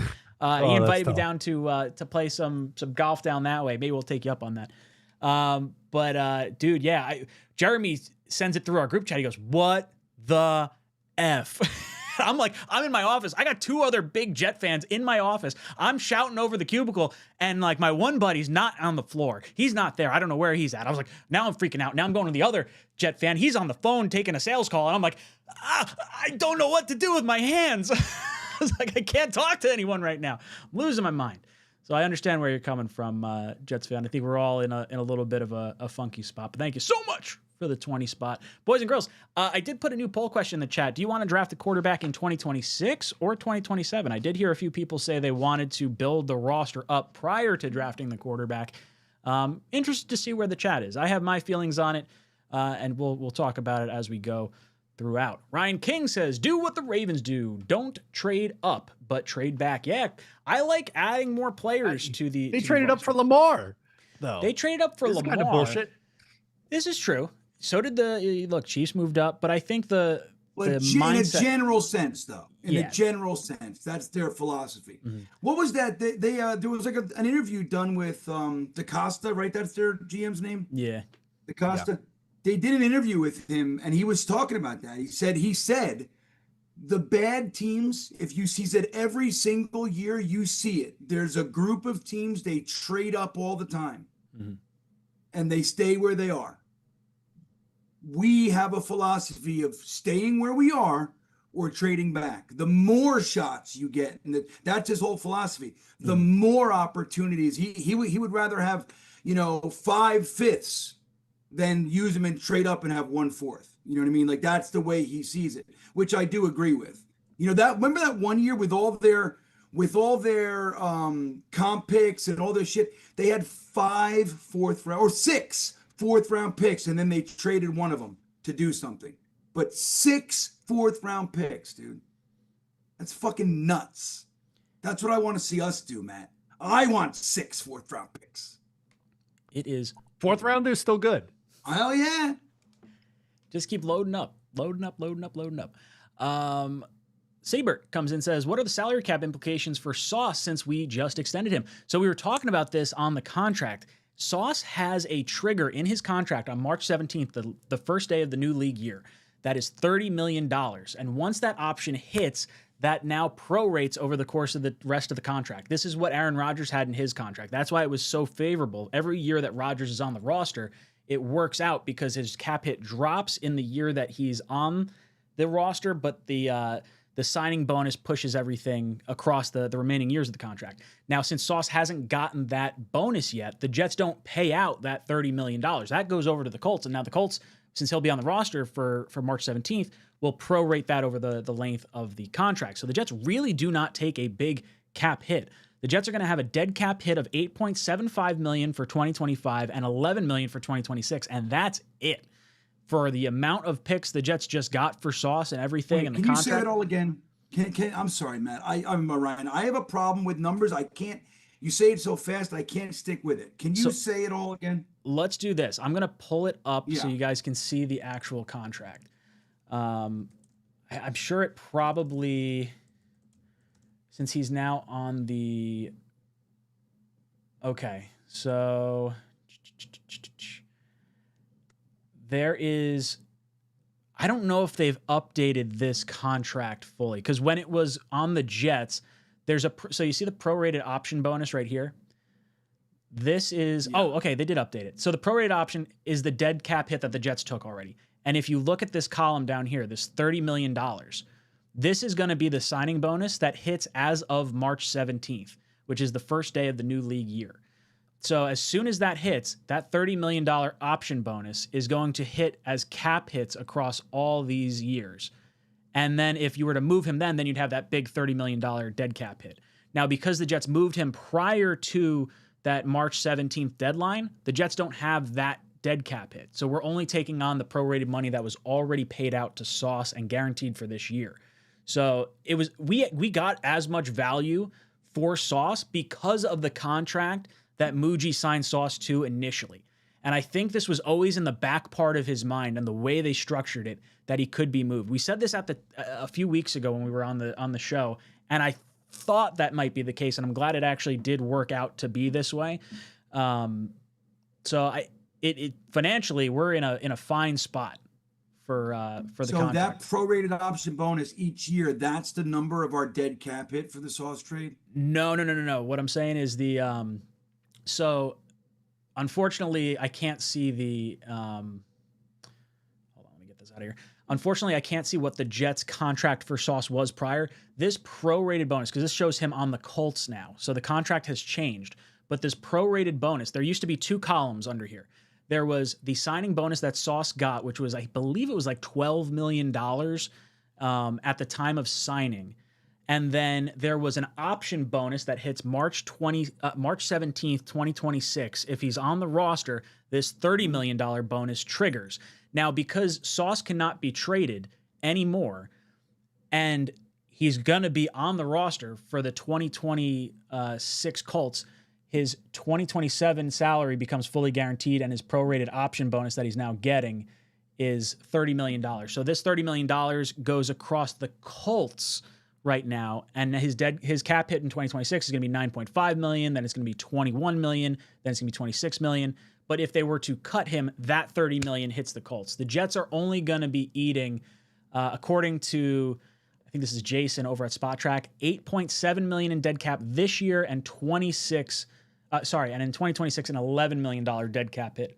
So all things considered, really not that bad for the Jets as far as dead cap hits go for the Sauce Gardner trade. This was just a home run. We got 2 first-round picks because the Colts were not going to have to negotiate, or whatever team was taking on Sauce's contract was not going to have to negotiate a big contract with him. So props to Muji. Not bad. I mean, 11 million. I mean, it's still a lot, but yeah. So we thought it was like so egregious that it was prohibitive, like that it would stop a trade. And that looks like that's not the case. No, it was a favorable contract to get the trade done. That was big time. That was a sneaky trade for sneaky contract and a sneaky trade for Muji. And I think he probably had this in the back of his mind when that deal was signed initially. I don't know if Sauce maybe had any indication that that could be something that happened, or if it was just sort of like snuck by in the the fine print, if you will. Citybird comes in, says, this gives us Jamal Adams vibes in an all-time fleece by us. But the truth is we still suck, and the Seahawks have MVP candidate Darnold now. Yeah, look, it sucks. I wish we could have had Darnold. We didn't have any talent on the team when Darnold was here. If Darnold was here and we had Sauce and Garrett and Brees and all these guys, like, yeah, we would have kept Darnold. We would have had, we would have been rocking and rolling, but we were still 2 years away at that point from getting Sam. And Sam was 3 years away from actually turning into the quarterback that would have been worthy of holding on to at that point. He was not good in Carolina. Yeah. He, wasn't really great in San Francisco, and then he kicked it into gear in Minnesota. So, look, I like me some Sam Darnold. I thought he was going to be our savior. But it's different for me. I was on the I want to trade Jamal bandwagon probably earlier than most people. Like right at the trade deadline the year before we moved him, I thought like, okay, his ass is gone. Like he's toast. And I didn't think he played a premium enough position to warrant keeping him on our roster. Sauce plays a premium position, but he doesn't get the turnovers, and the impact isn't necessarily felt the same way that like Revis was felt back in the day, or that an edge rusher could feel. So I like Sauce. I thought he handled himself the right way. I thought he did everything that you could really ask of a New York Jet. And look, we still suck. It is what it is. We got to hit on the quarterback. If you hit on the quarterback, it changes a lot of things. Giants look like they're going to be trending up in the right direction because they hit on Jackson Dart. So, Matt, anything to add about the Jamal Adams vibes and us fleecing, another team and the thoughts that we still kind of suck even with all these moves? I have a couple thoughts. The one is I do think I think this has a better chance to be a win-win trade than the Sauce one, because corner is the Jamal one. Yeah, than the Jamal one. I'm sorry. Yes. Because I think corner is a significantly more premium position, and the injuries with Jamal really shortened his peak, right? And I think Sauce could be, still a top corner in the league for the next 5 years or so. But I still don't fully trust Daniel Jones. Like, I think there's a chance that it could blow up, and maybe not. Maybe he just like it clicked and he's awesome now. But having, this year they're 7-2. They're going to be a playoff team this year, I would assume. But I don't know. Maybe it turns into a pumpkin, and at some point, like next year, where we thought they're getting a late 20 pick, maybe they're just average, mediocre, and that turns out to be like the 14th pick in the draft, and then you have your own. That one, and then wherever Dallas/Green Bay finishes, and you have you're off and running there. My second thought that I wanted to share on this, because he brought up Sam Darnold. I tweeted this, and I saw Green Bean had a great tweet on this too. I can't keep crying over Sam Darnold five years later. We need to get this over with as a fan base, man. Like, the Jets moved on. It absolutely sucks that the guy that they drafted didn't work out after trading Sam Darnold. He was not good here with the Jets for numerous reasons, including that they didn't have enough pieces around him. That's absolutely a part of it. But it took him until year 7 to figure it out and to sit as a backup quarterback in year 6. That opportunity was not happening with the New York Jets. So I can't keep crying over it when the Panthers or the Vikings are even a worse spot. He was actually good with them last year, and they let him walk. And JJ McCarthy's been very up and down in his 3 starts. I think it's worse for the Vikings to let him go, and I also think it's worse that Carolina had both Sam Darnold and Baker Mayfield on the same roster, and both let both those guys go. So I really I can't. Every week when he puts up numbers, I can't log onto Twitter and see the cry. We're a bunch of pussies. Yeah, it's crazy. I know it's literally, as far as NFL goes, it's ancient history. Like, there are 3 teams that let Sam Darnold go between us and where he is now. 3 teams, one of which is, like, by the way, everybody says, oh, well, he was so great in Carolina and they traded away McCaffrey. Dude, he had, first of all, he had a very solid tight end in Arnold. Very, very good. Not great, but very solid. He had his best buddy, Robbie Anderson. He had fucking DJ Moore and a young Terrace Marshall, in addition to McCaffrey. That's more than enough for a quarterback to succeed. Oh, by the way, he also had an offensive coordinator named Joe Brady. Who everyone wants as a head coach now. Mm-hmm. Right. Who everybody's fucking, ready to fillet to get him in here. Just to be our guy. But here's the thing, guys. Sam Darnold needed all of that time to come around. Dude, we said it. Some of us were saying it then. He needed time. He was shell-shocked. He had happy feet. He was fucking beaten up. He was done. He had mono. He had all this stuff. He needed the time on the bench. He needed that pullback year, the reset year. He happened to do that in the best possible situation. The only one that compares to Sam Darnold sitting on the bench for Kyle Shanahan is Zach Wilson got a year sitting on the bench for Sean Payton and hasn't flipped that yet, but he might. But don't forget, dude, Kyle Shanahan didn't re-sign Sam Darnold to be his backup. He signed with the Minnesota Vikings, and people just fucking forget this. He didn't sign to be their starter. He signed to be their backup. He went from backup to in 49erville to the backup. He was the vet insurance policy backup for McCarthy, for J.J. McCarthy. McCown was there. It was like a really good quarterback situation for the young first-round pick. They just drafted him. Remember, top 10, right? He was 10 or 11.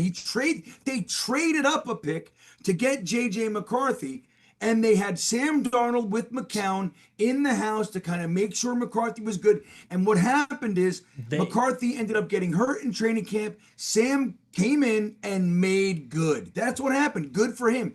15-2. But don't forget, they didn't even re-sign him. So it's like, and again, that's not to say that he sucks, all right? I'm not saying anything. But he needed all that time. Guys, he was the 31st ranked quarterback in the NFL for 2 straight years. When Joe Douglas traded him and got a 2nd, a 4th, and a 5th or a 6th for him, it was widely considered a masterstroke by Joe Douglas. The fact that he was able to get 3 picks, including a 2nd, for the 31st ranked quarterback, it was an unbelievable move by him. Guys, we never would, dude. I'm going to give you one fucking example to reinforce what I'm about to say. The Jets fans, the Jets media, the Jets as an organization never would have waited 4 years for Sam to turn it around. You want to know why? Because we didn't give fucking Aaron Glenn 4 weeks to do it before we wanted to fire him. That's how I know. If Sam Darnold stayed here another year, all of you fucking Sam Darnold homers would have been wanting to get him out of here. Okay? It was time to go. He needed 4 years and 4 teams to get it right. He's doing great. It has nothing to do with us, guys. Stop it. Stop it. For fuck's sake. Stop it. I'm going to knock Enough. Thank you, Green I'm Bean. going to knock you down a peg, Green Bean. Sam Darnold did sign to be the starter in Minnesota. He signed in March of 2024. No, it's not true. McCarthy was drafted after Sam Darnold signed. Yeah, but He was signed. Yes, he was signed. He signed for a 1-year deal. Exactly. In He was Minnesota. signed. What was his contract? Was it $50 million? No, it wasn't fit. I mean, I don't know what the exact So numbers Teddy were. It wasn't a Bridgewater lot. signed to be the Jets starter in 2018 with that logic then? No, Say that they again? signed him first, of course, but they knew they were drafting a quarterback in the draft, and they traded up to make sure that they did it. So Teddy He- Bridgewater signed with the Jets in 2018 Yeah. to be their starter? Yeah, I'm not saying he didn't sign first. I think they didn't know, I but think they, Teddy dude, I'm telling definitely you. signed Yeah. to try and be a starter for the Jets. No, in the it's not same true. way Traded- Sam they did. traded up Because for it. you could be a Three. 1-year starter. They could be drafting a quarterback, but you're planning to start that year. Absolutely. No, 110%. we had McCown. No. We had McCown, who we gave $10 million that year, which was egregious backup money at the time. You don't think We Teddy gave thought he was McCown- competing with McCown to be the starter? No. No. No, Really? Teddy Bridgewater, dude, Not he was on like the a scrap long-term heap. franchise quarterback. I'm No, just no, saying no, the no. start. Teddy Bridgewater was on the scrap heap. Nobody wanted him. Us signing him was almost seen as like a charity case, like not charity all the way to, but it was, dude, nobody wanted Teddy Bridgewater. We took a shot at him. We played him in the fucking preseason. He looked good. The fact But why that did he come here? He came here It's because he thought he could because nobody start. else would have signed him, because no one else was signing him. That's why he came here. I disagree. Teddy I think Bridgewater Sam was Darnold done. went to the Vikings because he thought he was going to start and then try to parlay that into a big contract. I think that's 100% why he went to the Vikings. No, dude, he was being signed. Look at the contract. I forget what it was, but I'm not claiming he was getting a monster starting deal to sign. Even if they wanted to draft a rookie, like most teams don't necessarily want to start their rookie quarterback right away. Like I think Sam absolutely thought he was going to try and start next year. I think it's the exact opposite. Most teams, you thought if they he use was a top signing 10 to pick be a on- backup? Yes, and he was the He got 10 backup. million. He had 2 years. Yes, he Yeah. had 3 years as the Jet starter. He had 2 years as the Carolina starter. All 5 years were fucking train wrecks. He had the 3-0 in Carolina. After that, it was a shit show. And then But he you went don't think to. he signed thinking that he could have an opportunity to start that year? I'm sure an opportunity. Yeah, sure. I mean, just like How about anybody. telling me? You know? Oh, happy birthday! Sorry. Now listen, of course. Yeah, I'm not saying that they told him, "They don't get your fucking set. You have no chance." I don't think they did that. But it's like he did not sign there as their starter. As a matter of fact, when JJ McCarthy went down, the overall thought about Minnesota at the time was that they were going to be drafting top 5 the next year and would have a quarterback question to think about. I agree. In the next year, because that was what was going on. But Sam was signed Dude, for like 7 months by that point, or 6 months. He signed in March. But the rest of the NFL thought Sam Darnold I get was what the rest. toast. We're only talking about what Sam signed for. You said he signed to be a backup. I don't think he signed to be a He backup. signed. Yes, he did. Yes, he signed $10 million. Of course. I'm not disagreeing with the amount of money, Matt. I'm saying he signed because he thought he could parlay it. says the story. Sam Darnold, but listen, but the narrative But he is wasn't that good Sam enough to Darnold sign as a signed with starter somewhere. Minnesota Like that as was their a prove starter. it deal. That's what a prove it deal is. A prove it deal is to sign it to try and prove yourself to be And a guy. He didn't sign to be the and backup. they drafted a top 10. They drafted a quarterback in the top 10.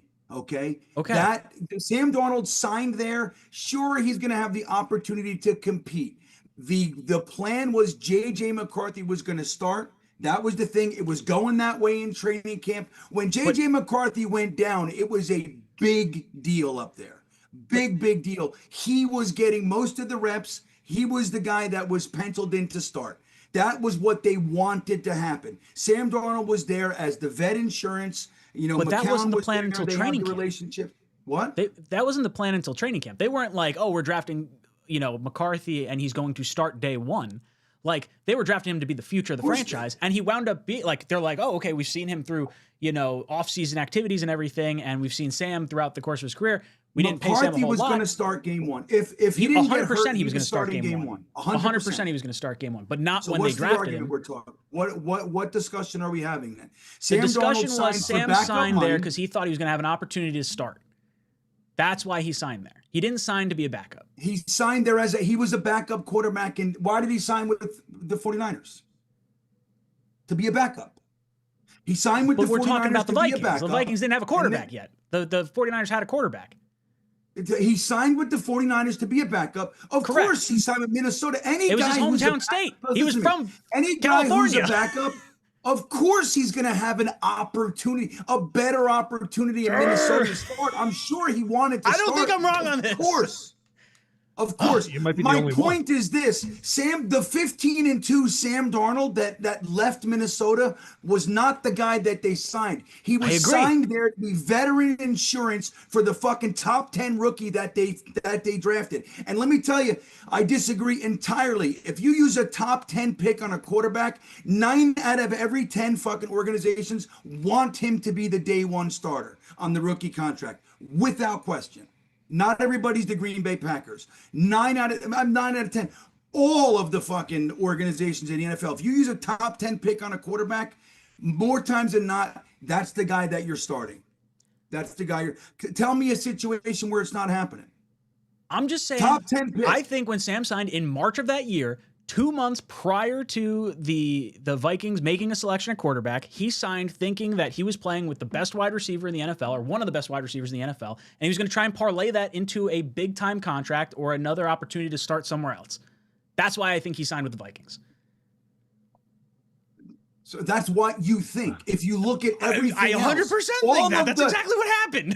That's exactly what he tried to do. Dude, he signed. He signed the contract. I just want to be the backup for whoever the quarterback is. He thought he was a backup quarterback. Listen, he didn't sign with the 49ers that year because he knew he would be the backup. He had 5 years as a starter. All of them were train wrecks. He signed as a backup quarterback. The 49ers did not offer him another fucking contract. He went to the Minnesota Vikings, who had a top fucking 11 pick, and they were going to draft a quarterback. He went, of course he wanted the opportunity. Of course. That goes without saying. He hoped that he had a better shot to start there than somewhere else, but he did not get signed by the Minnesota Vikings to start. They were drafting their fucking top 10 quarterback. Sam Darnold. Hold on, you twisted my words. You said he by had an opportunity to start. The Vikings may not have thought he had an opportunity to start. Listen to me. By the way, he fucking took the team 15-2, and they still didn't fucking put him as their starter. Ablab's right. So there you go. Thank you. I'm fucking Ablab. You're telling me that 15-2, if they didn't give him a fucking starting job at 15-2, they're gonna fucking give. I'm still talking. They can hear me. I know they fucking. I'm frozen, asshole. You're not frozen. You're not frozen. That's right. He should be frozen, Matt. This is unbelievable. What's going on right now? 36 going on 6 with these arguments. I'm not wrong. Bastards. You are 100% wrong. Look, Ablab's agreeing. I don't give a fuck what Ablab says. Bah. Why agree? Ablab, let me see. Ryan, Sam signed to compete for quarterback 1. Freeze yourself. Thank you. Ablab, I love Ablab. I love everybody in the chat. Ryan's wrong, Matt. You know what? When I brought up Sam Darnold, I was hoping to just be like, yeah, that's dumb, and let's get back to talking about the. I didn't think I wanted to reinforce your point. Diatribe, correct? And we were on the same page, and we got derailed for the last 10 minutes or so, which is okay. Who knew Ryan was one of them? I didn't know Ryan was such a Sam Homer. Hey, no, you're gaslighting me, asshole. God damn it! Bastard. Ablabs. Look at all the Ablabs. Holy shit. What's Ablab? Yeah. He's telling me to freeze myself. Holy shit. Ryan, silence. Freeze. Ryan, happy birthday. Freeze your damn self. Thank you, Ablab. You're the man. Thank you for agreeing with his last super chat's the best one, though.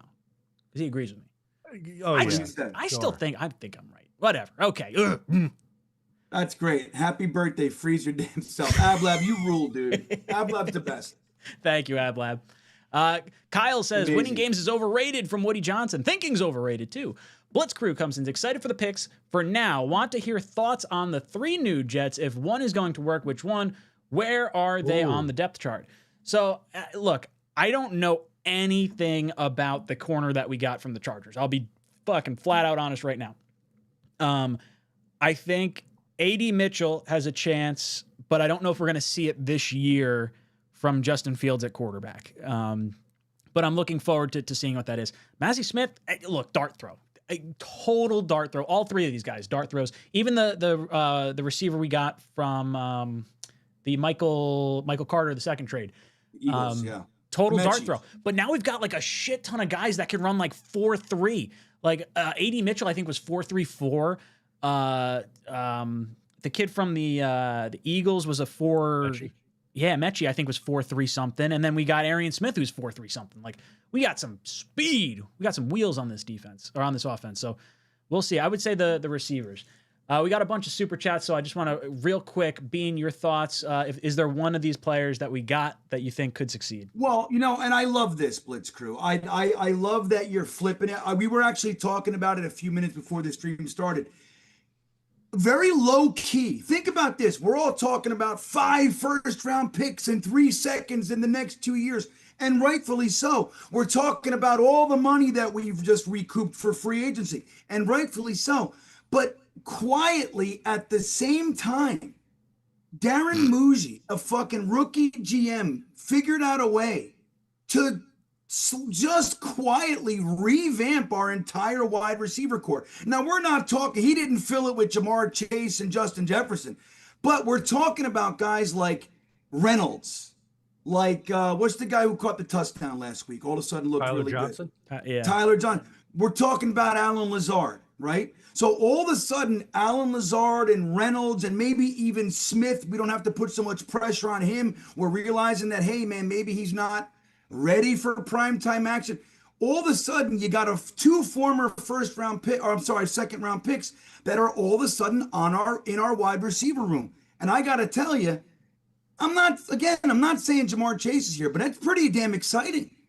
It's pretty exciting that while we got all that, quietly at the same time, our wide receiver room just got a whole bunch younger, a whole bunch faster, with a little bit higher pedigree. I like it. I have to throw Ablab's comment up here. Thank you for the 50 spot.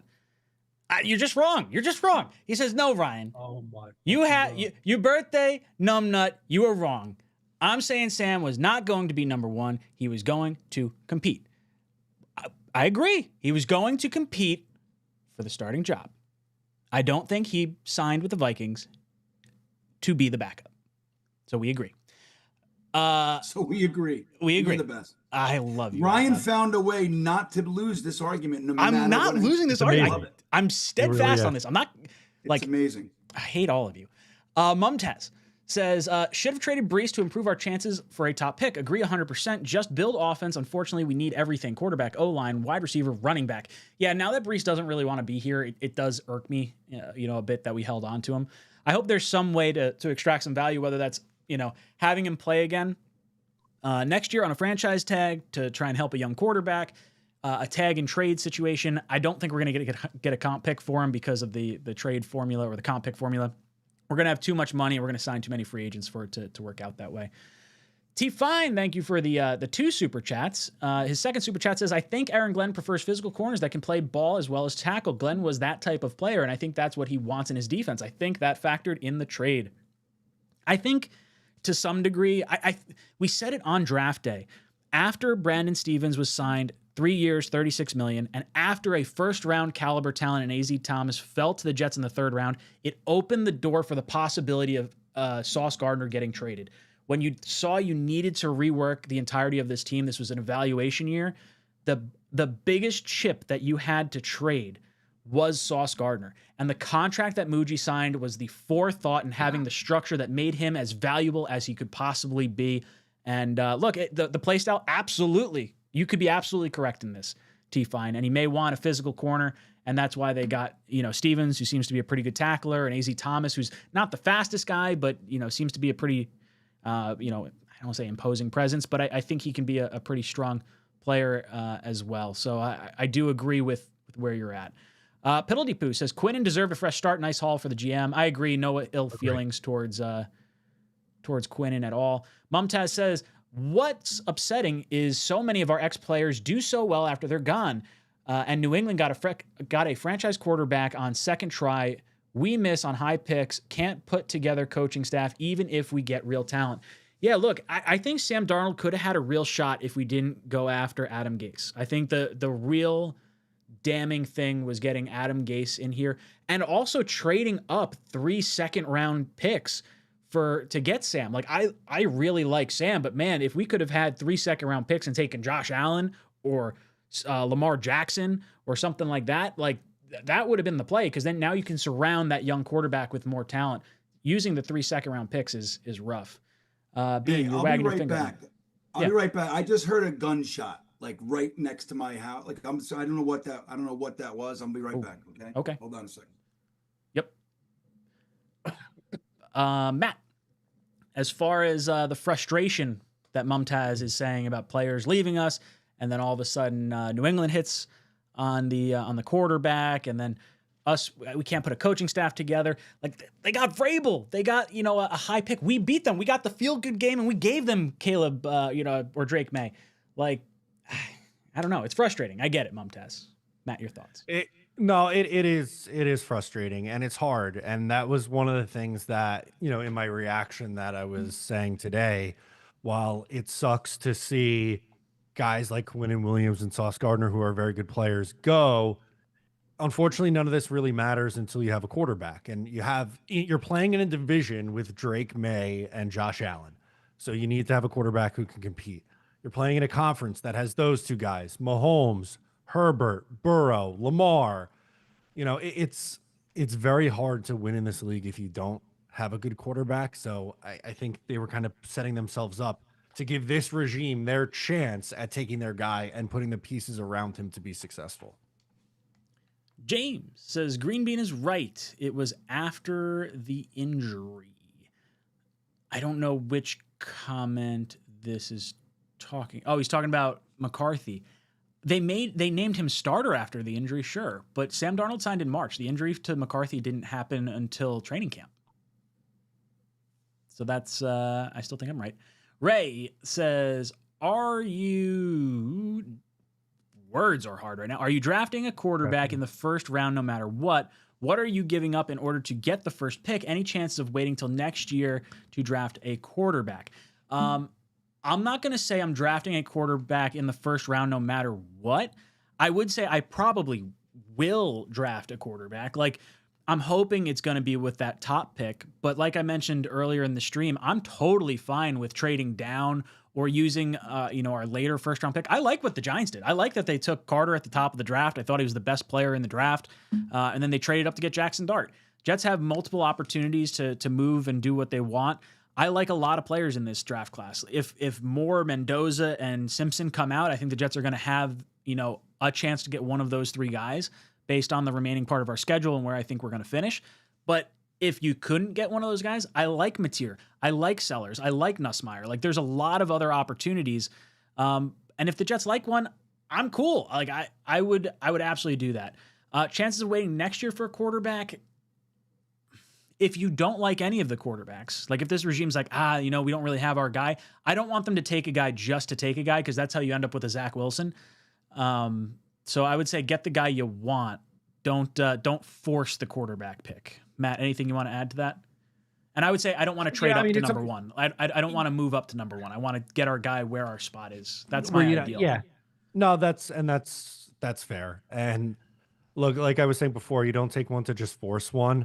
But I'm worried about the kicking the can down the line, because that could turn into like a multi-year thing. And I just worry when you have the opportunity and you have someone you like is there. I think you take them, but we don't know what that situation is going to look like until we find out what the draft order is and who's actually on the Jets board.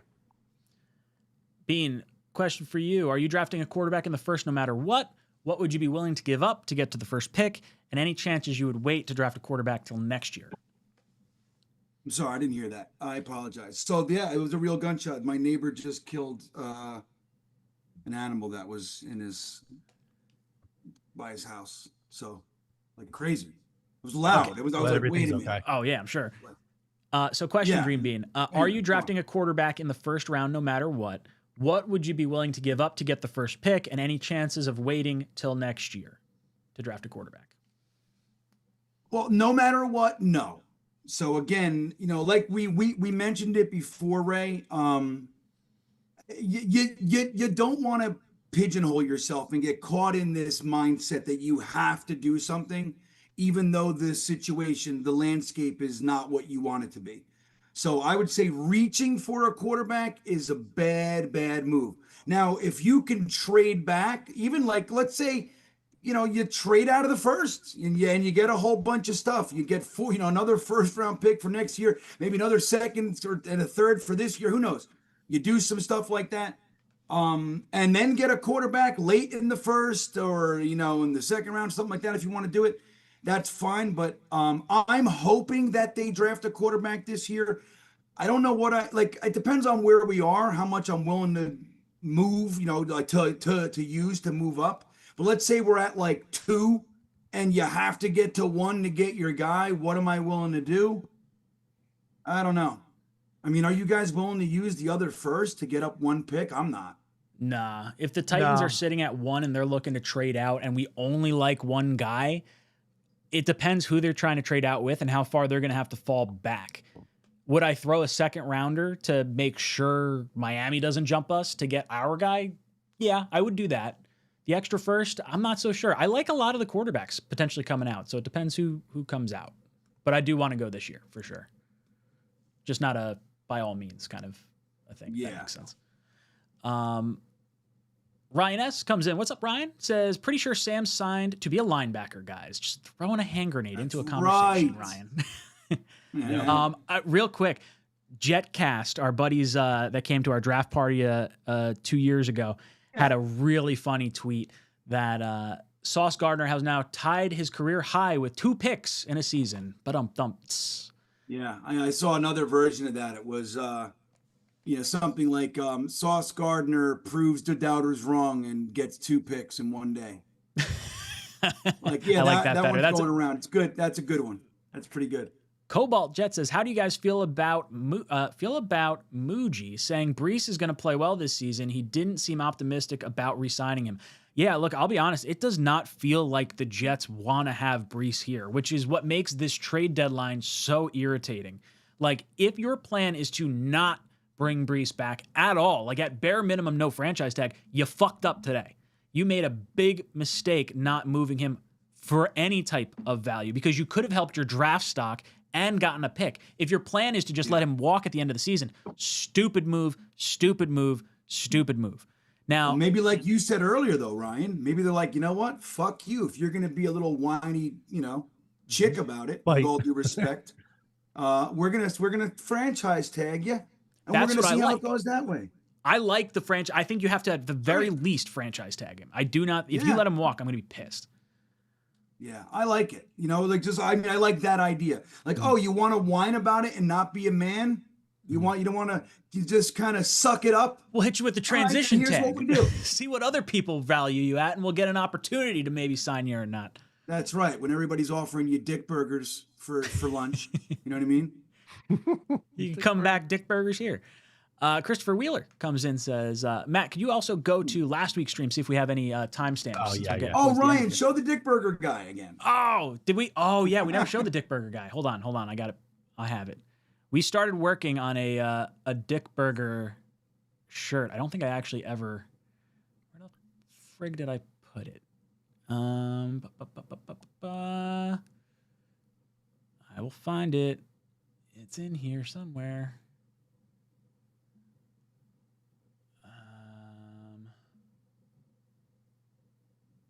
Oh, yes.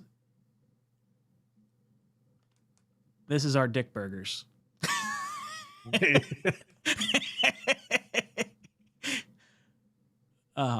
That's a Dick Burger for you. So you might have an opportunity to win a shirt. Love that guy. Dick Oh, Burger. love Dick Burger. We're gonna have to make some other shirts. We'll get some good ones up there for you guys in the coming days. But Matt, yeah, if you could get some more timestamps going.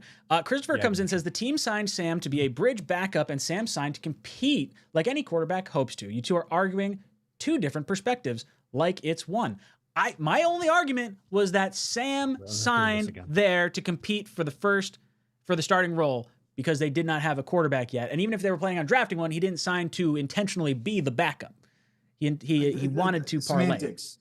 Semantics. My point. It's semantics, my sure. whole entire point is that You said they signed McCarthy and then Sam signed them, and you had your time back in. No, we're not going again. back in. The overall point I am making and maintain before we get into these little minutiae of details of it all is that the Sam Darnold that we're talking about today is not the Sam Darnold that was present before. Agreed. When he signed with Minnesota, he was not the same guy that got courted by the Seattle Seahawks.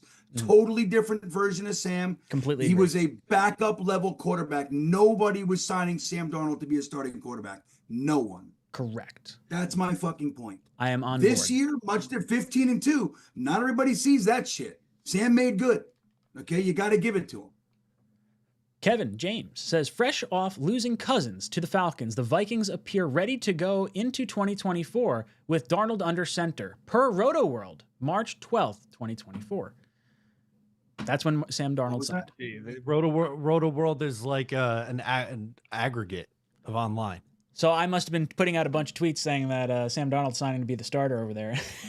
and they aggregated. Fresh off losing Cousins to the Falcons up here. I know. And that's before they drafted fucking McCarthy. Give me a break with this shit. I'm just saying. They had a top 10 pick, of course. It's like when you sign somebody, you sign a cornerback and you don't have another corner. You're a starter at that time. Yeah, it was going to be cornerback like, one. What are we talking about? I'm right. Green Bean's wrong. Gator McCluskey comes in and says, how many Jets podcasts have to re-edit their openings tonight to remove players? Zach Wilson was competing for a starting job in Denver. Debate. Not me. I still got fucking Joe Douglas and Joe Namath on mine. We jettisoned. Wasn't Knicks was already there by the time we sent Sam there? Because wasn't that? Or am I wrong? Was that the same year? Knicks was drafted the same year as McCarthy. It was Stidham. It was Stidham and Knicks. It was Knicks, Stidham, and Zach. But Zach was there. I see what he's trying to do. Gator is the one that does our intros. So Gator's like, oh, hey, you guys, don't forget about me. Got to make some new intros. we might have to come your way, Gator. 100%. Thank you so much. Fuck yeah, Gator rules, dude. Gator's the man. T Fine comes in and says, do you think Brees is signing an extension? A rookie quarterback needs a good running back to lean on until he gets his feet wet. I think that's why they didn't trade him. I completely agree. I think they wanted to hold firm to their value. And then I do think the plan is to trade off the defense because you'll lose games, kind of like how like the Bengals lose a bunch of games because their defense sucks. And you'll wind up getting a better draft pick and you can surround your guys. The same reason you didn't trade Garrett Wilson for a haul, because you can help your young quarterback. Brees Hall can help your young quarterback. If you have Brees Hall, Mason Taylor, Garrett Wilson, and an offensive line in front of you, that's going to look a lot better. Does Brees sign an extension? I have no idea. I think it's the franchise tag, and then you have to try and convince him to be here beyond that. So that would be my hope. I hope he doesn't walk, though. Bean, your thoughts? You think Brees signs an extension, or what do you think? Well, it's funny because I didn't catch all the shit that you guys are talking about with Brees. I just didn't catch any of that shit today. So I don't know. I saw the old stuff like Free Brees and some of that corny shit, but I didn't catch any. So I wouldn't even know that this is happening. So it's pissing me off a little bit. And my response to that stuff is just like we're saying, oh, you want to, like, there are ways to do this. Ryan, you mentioned it earlier. I think it was you. Quinnen did it the right way. He asked for a trade. We're finding out now numerous times this year. You didn't hear a word about it. Okay. Quinnen did it like a man. He said, guys, look, I've been here fucking 7 years. Adam Gase was snorting fucking methamphetamines off of our lockers. You know, it's really been a rough go. I'm tired. I want to go play for a winner.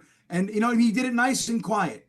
Brees Hall's on fucking Twitter being a bitch because he didn't get traded. You know what I do to that? I say, franchise tag for you. And I'll do it all 3 years just to spite your ass if we need be. But what I'd do is I'd franchise him for a sign and trade. And hey, look, I'll get whatever I'm going to get for you. And we'll do it that way. Dude, the Jets are going to have like $100 and some odd million next year. We got, I think it's $19 million now, and then $92 million next year. So talking about rollover, Jets going to have a whole lot of cash. And I don't think we're attracting a whole lot of top talent. So we're going to have some opportunities here to bring some people in. Matt, anything to add on the Brees comment? No. All right. That brings us to the spin wheel that now has extra jersey slots. Right. I'm gonna add one more winner qualifier here. Who is it? Who will it be? And the winner is Tony 𝐒𝐿�XIO. Running out of packages. All right. Who we got, Matt? You got extra dudes? There was one from last week. It was Soreless. Ooh, boys and girls, make sure you leave some timestamp comments below this video of your favorite moments, because then you get yourself entered extra times, and it doesn't cost you anything from a super chat or anything like that. All you just gotta do is leave a comment down below with a timestamp. There you go. Boom. All right. So how many contestants do we got, Green Bean? 48 after Tony and Soreless were added. 48 tonight. All right, so we got 48. So chat, we now have 5 first-round picks in the next 2 years. So the fifth number that comes up, number 1 through 48, in our chat, fifth number is going to be our winner for tonight. So chat, give us a number 1 through 48 in the chat. And that fifth number that appears will be our winner for tonight. What? 39, 22, 25. We've got a 10 and a 47. 47 is going to be our winner tonight. Green Bean. Really? Wow, that's Tony 𝐒𝐿𝐿𝐿𝐿 coming in at the end. Look at that. We never seen that before. The last one added wins. Tony 𝐒𝐿𝐿𝐿, everybody.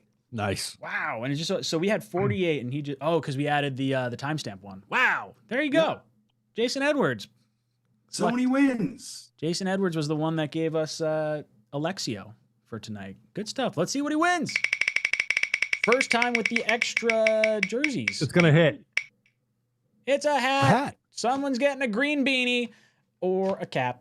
Tony 𝐒𝐿𝐿𝐿, reach out to us. jetstalk247@gmail.com or talkinjetshow@gmail.com. Send us your shipping information and which hat you want, and we'll get it shipped out to you. We're excited to have you, and thank you so much for playing. Boys and girls, we have reached the end of our show. Let's go around and give our closing thoughts. Green Bean, any last words for our stream? Yeah, everybody asking if I'm okay. Just so you know what happened, a raccoon who's been tormenting our garbage cans around here ceases to exist. That's what I heard.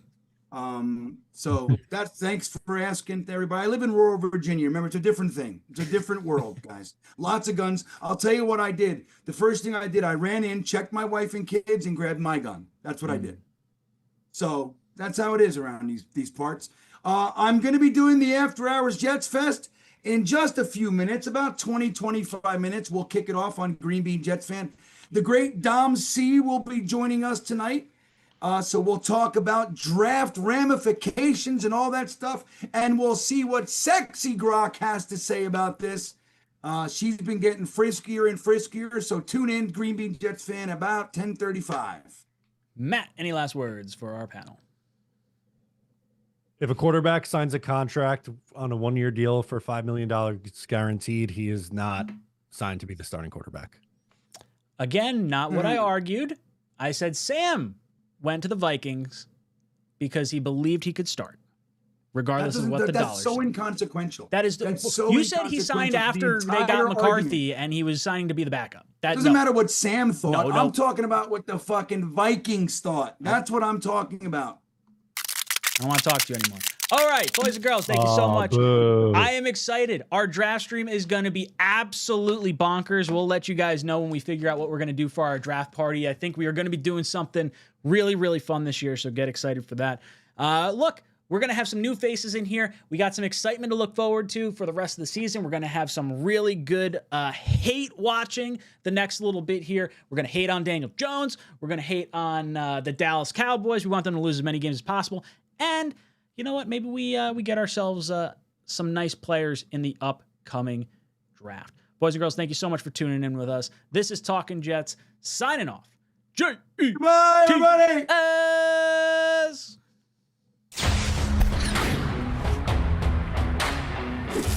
Just go somewhere else. I can't take this nonsense anymore. How are you going to blame the defense? I got the power. Screw Green Bean. Damn it.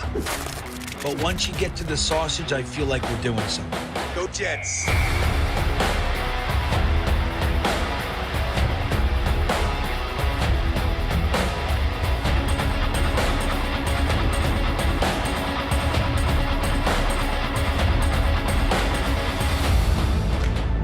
He scores! Ow, my head. No, come on. What would you give up to see a Jets Super Bowl? All of my friends and family.